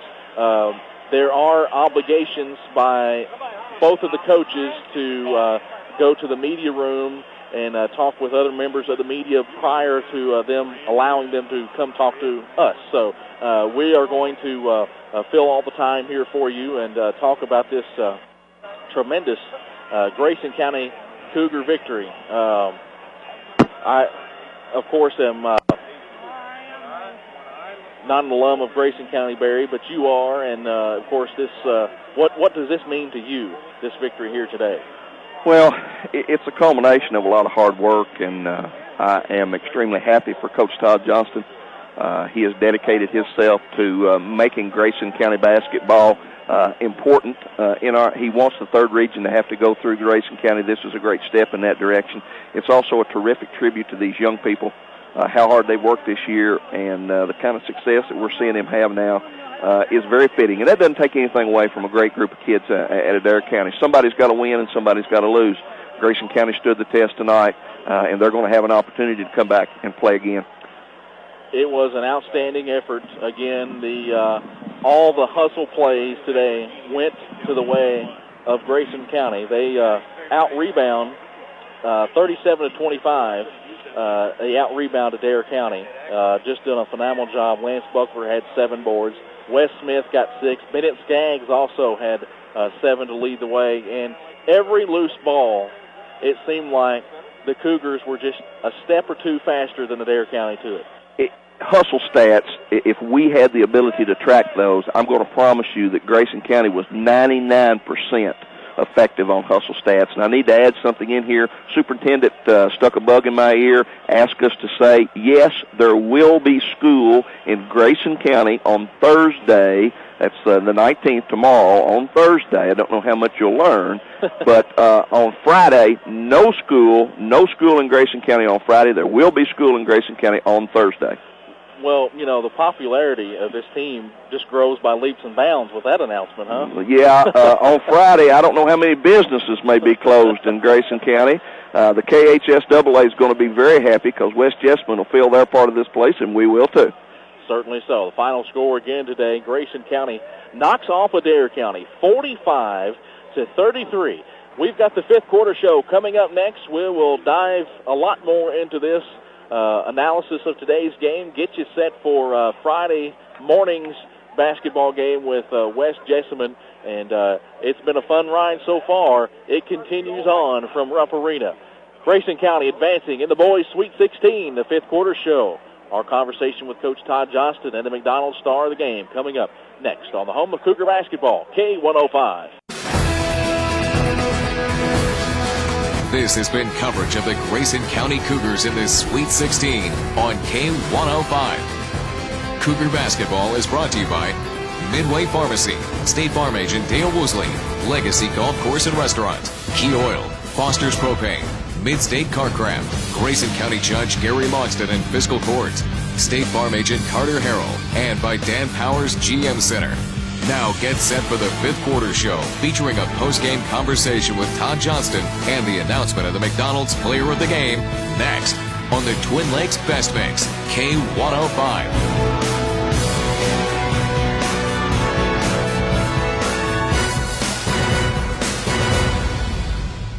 This is the fifth quarter show on K105, including a post-game conversation with Todd Johnston and the announcement of the McDonald's Player of the Game. The fifth quarter show is brought to you by Midway Pharmacy, State Farm agent Dale Woosley, Legacy Golf Course and Restaurant, Key Oil, Foster's Propane, Mid-State Carcraft, Grayson County Judge Gary Logston and Fiscal Court, State Farm agent Carter Harrell, and by Dan Powers GM Center. Now, live from K-Woods Court inside Rupp Arena, Tom Benson and Barry Cannon with the fifth quarter show on K105. Tom Benson, Barry Cannon back with you on the fifth quarter show as Grayson County has advanced in the boys' Sweet 16 with a 45-33 win over the Adair County Indians. The Cougars go on to play West Jessamine on Friday morning, and we'll have all that action for you on the day. The Cougars commit 10 turnovers, also 10 for Adair County on the afternoon, and it was, again, Travis Johnston scoring 11 points, 10 points for Wes Smith, 7 for Lance Buckler on the afternoon. Buckler also had 7 rebounds. Also leading the way in rebounding was Bennett Skaggs with 7 this afternoon. We're going to be joined here courtside as we await Coach Johnston, by Coach Tinsley. And, Coach, congratulations. Thank you so much. I thought the kids really come out early, and I thought Lance did a heck of a job offensively, get us off to a good start, and defensively we were really good all day long. Certainly so, and you guys, the great start, Barry and I talked about it. Coach Johnston kind of talked about it a little bit in the pregame of getting off to that so that you could kind of propel yourself onto a great start with the playing in this type of atmosphere in a much bigger arena. It really is. It makes it difficult when you first come out. It's just different. When you play here, it's a type of gym that it takes a little while to settle in, no matter what, because of spacing and things like that. But defense is there every night regardless, and I think tonight was a great example of how defense wins. Offensive rebounding, we said before the game that if we get more putbacks than they did, we'd be in good shape. And either team gets ahead, it's tough to catch. And, tonight we showed if you get behind us, you very well could stay behind us. Coach, to illustrate your point, there's nothing about Grayson County's offensive stats that really stand out to you. As a matter of fact, we shot as bad from a free throw line as we have probably in the last 10 games, and yet because of that constant defensive pressure, we're able to win this basketball game. Maybe not easily, but certainly probably to the amazement of some experts, handle this basketball game pretty good. Yes, we did. And, Wes Smith, he was 5 for 9 there, but in saying that he was chasing somebody all over the floor, the emotion of Game 1 saps you a little bit. Don't look for our stats to really rise in Game 2. You kind of get acclimated. All that emotion, all the stuff that happened at the school yesterday, all the surroundings are different, and it's Game 1. And that really, really changes the approach of some kids sometimes as far as energy-wise. It's just different. From my conversations with you guys and listening to you as you worked with the team, it appeared to me that you were able to accomplish everything defensively that you wanted to do. Well, yes, they got really frustrated, and Nick Fudge is a heck of a player, and Ballou's a great player, and I thought we did a great job on him all night. He had 26 against North Hardin. He didn't get many free looks tonight. I remember one up top in the first half, and I don't remember any other that was not really highly contested. Well, he took a 30-footer down. I'm not sure you wanted to guard that far out. So. Well, he hit a couple 30s against North Hardin. He really did. So, we really did a great job defensively. It's a total team effort. I thought Travis handled the ball really well. Here comes Coach. He's ready to take over. We'll take a brief timeout and we get Coach settled in over here. Come back with more. Grayson County 45 and Adair County 33 on the home of Cougar basketball. K105. You're home for Rick and Bubba in the morning and the Twin Lakes best mix while you work. K105.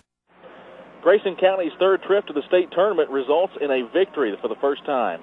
45-33 today over Adair County in the boys Sweet 16 action from Rupp Arena. We're joined by Coach Todd Johnston. Coach, congratulations on a fine effort today. That's as well as we can play defensively again. And, we hang our hat on our defense, and it's something we take a lot of pride in. And, that is the best basketball team offensively that we've played all year with the way that they execute, with the way that they run their stuff. We watched 10 films on those guys, a third of their games, and got more scared every time we watched it because they just carved people up.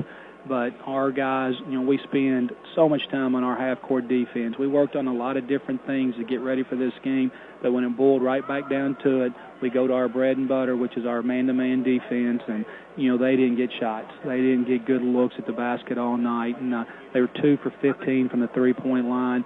Number 5, Helm, is a great shooter. He got open once in our zone. But like you guys mentioned, he's going to see Wes Smith in his sleep tonight. Wes was incredible tonight. Defensively, and made another huge three from the same spot on the floor. They had cut it down to 7 or 8. Another long rebound, and again, Bennett Skaggs chases it down. We get a couple reverses, throws it to Wes, and he hits another dagger. Coach, we don't keep them. I'm talking about hustle stats, but I'm saying if we do, your team won 99.9% of every hustle stat on the floor today. Yeah, I think so. There's a long rebound. We got it. There was one play, Travis dives from inside the lane down here and just took the ball away from number 11, Fudge, and ended up throwing it up to Wes, and they called a foul off that. And, again, we're on the floor diving, and they got some guys reaching and grabbing for the ball. But I thought we made every hustle play. A team like that, we had, according to the official stats from the KHSAA, we had 37 rebounds, total rebounds to their 25. We doubled them up on the offensive boards. Again, we're little, but we're feisty, and those guys, they just don't quit. And that was one of our keys to winning is up on the scouting report. They don't block out very well. They rely on size with Ballou, and we had guards going to the boards all night. Seth Bratcher, a couple big tips in the first half, and Lance got us off to a great start on an offensive putback. So I thought the rebounding, the diving on the floor, all those things went to our favor. Coach, let's talk about the defense of Aaron Devaney on Darren Ballou. Aaron's not known as a defensive player for us. He's very, very strong, and he was determined not to let Ballou have a big night. We talked about not letting him, but we were content. If he got 20, we were okay with that because we didn't know how. We thought he'd catch on the block and turn and score pretty easily, and he did a few times, but we hold him to 12 points, and you completely shut Helm out, who had 26 in the regional final. He only ended up with 7. Nick Fudge had 4, and I think he got the first 2 for him. Travis did a tremendous job on him. So, again, it was a team effort defensively, but Aaron Devaney could have very easily been the player of the game for us because of his defense, and he ends up with 5 points, 3 rebounds. And it's not a great stat line, but it's something that his defense, making Ballou catch it out of the paint, being really physical with him, which we, and all of our scouting reports from other people, talked that he didn't like physical contact, and that's what Aaron and Dustin Thomas, that's what they live for. And they hit him every time he went somewhere, and that was paying attention again to the scouting report. Can't imagine that in your wildest dreams you ever thought you could hold this club to 33 points. No way. I'm just shocked. I look up there, they had 12 at halftime, and it was really reminiscent of the Bardstown game where we played the first half defensively. We were flying everywhere, doing a great job. And so at halftime, we reminded them of that we gave up 42 points to Bardstown in the second half, but you turn around and you give up 21 here in the second half tonight. And they got 12 in the third quarter, and then we throw up another single-digit quarter there in the fourth when it's winning time. We'll chat more with the coach and name our McDonald's player of the game coming up next on the home of Cougar basketball, K105.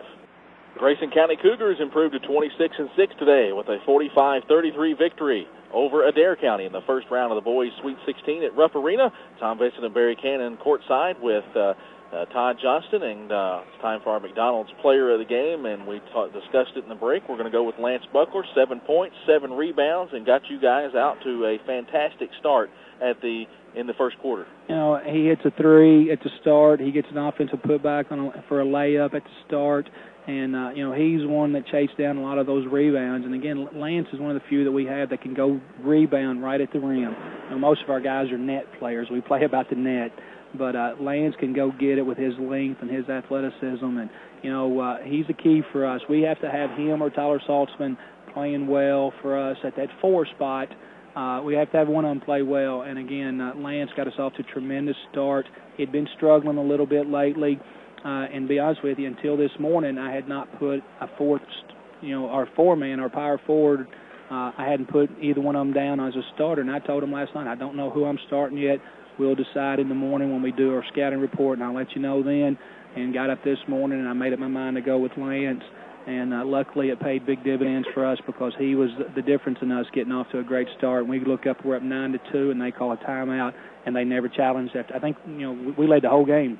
They never had to lead. They had to play from behind, and I like our team when that happens. Your guys may have been nervous as they could be, but they certainly out on the floor looked like the team that had state tournament experience. Adair County had a couple guys that played significant roles on their team that went 2 years ago, but, it was just like business as usual in that first quarter and first half. Yeah, that was one of the questions they asked in the interview room was, how big a role did you think experience would play? And I said, well, we just talked about West Jessamine. The first game has never been here, and Hazard's making back-to-back trips, and they come in here and beat Hazard. So I think that's overrated. I think it really depends on the makeup of your kids, and with our leadership and our determination with Wes Bennett, Travis, and Aaron Devaney's, determination today, and all those guys not being satisfied, not being content with just showing up. And, we talked about we wanted to be different. 2 other teams had been here from Grayson County. We wanted to be different. I go in the locker room, they're saying we are different. Now we want to be special. They're different. They've won a game here, but now we want to be special. We don't want to just be a quarterfinalist for the first time. We want to be a Final Four team. And, the thing we told them, we want to win one game 3 more times. Win 1 game 3 more times. And if we can do that, 1 at a time. That's still 1 at a time. Last game, next game. Last game, next game. So we have to set our sights now on West Jessamine. Well, they, of course, an interesting team. They were not picked to finish among the top 5 in their region this year, but they put things together, had a very good record. They got out to a fast start against Hazard. Hazard come back at them, really hit them in the mouth, but it showed a lot about them. They yielded just 1 point to Hazard in that fourth quarter. Yeah, the thing that, we've got on West Jessamine, we got a little on them and Hazard before we got up here. They have a point guard, number 5, that had 50 points one game against Lexington Catholic, and he is so long. He reminds you of Wes Smith, but he's left-handed, and he lives in the paint. He gets in there. His name's Polson. Gets in there, scores, dipsy-doos, and he finishes so well inside, and he'll have to be a focus for us defensively, trying to keep him out of the paint. And just another test for Wes Smith, just another test for him to see how well he can do against another top-notch player. And, we're ready. We're ready to go. The kids aren't satisfied. They're not happy. We have an opportunity here in front of us, and I think we're going to take full advantage of it. Well, that's an 11 o'clock Central Time tip-off on Friday morning. Again, congratulations, and we will see you Friday. Thanks, guys. I'm glad you all get to stay up here for a while with us. As Coach Todd Johnston, his ball club is advancing to the Elite Eight of the Boys Sweet 16 as they knock off Adair County today in Rupp Arena, 45-33. Back to wrap things up here on the home of Cougar basketball, K105. First, it's Rick and Bubba in the morning. Then 30-minute music marathons all day long on the Twin Lakes Best Mix, K105. Tom Vitson, Barry Cannon back with you from Rupp Arena courtside. Grayson County advancing today 45-33 over Adair County. Mark Buckles also here, and he's got some ticket information, and we're going to recap the school information as well for you. Well, it's almost a lack of ticket information, if you will, because the superintendent wanted me to make sure everyone knows there's no ticket sales through Grayson County High School for the rest of the tournament. All ticket sales will be done through Ticketmaster, through the box office here at Rupp Arena, through KHSAA.org. That's you right. can also go and get them Tickets online. Tickets will not be available from Grayson County High School for the rest of the tournament, so that's different than the first round. The other thing, he will do a one call today just to buzz everybody's phone and let them know there will be school tomorrow. There will not be school on Friday. So we're going to give you a head start, but expect the one call sometime later today. That's all he asked me to tell you all, so I'm telling everyone like I promised I would. The popularity of this team keeps going up with no school Friday. They win and no school Friday. So hopefully everyone will be up here and cheering on as the section was great today for Grayson County, and they win 45-33. We are going to be back on the air with you Friday. 10:30, the Locker Room Show will get you set for the Cougars taking on West Jessamine here in Rupp Arena in the Elite 8 round of the Sweet 16. For Barry Cannon, Mark Buckles, Tom Vinson saying so long from Rupp Arena. This has been the Fifth Quarter Show on K105. The Fifth Quarter Show has been brought to you by Midway Pharmacy, State Farm Agent Dale Woosley, Legacy Golf Course and Restaurant, Key Oil, Foster's Propane, Midstate Carcraft, Grayson County Judge Gary Logston and Fiscal Court, State Farm Agent Carter Harrell, and by Dan Powers GM Center.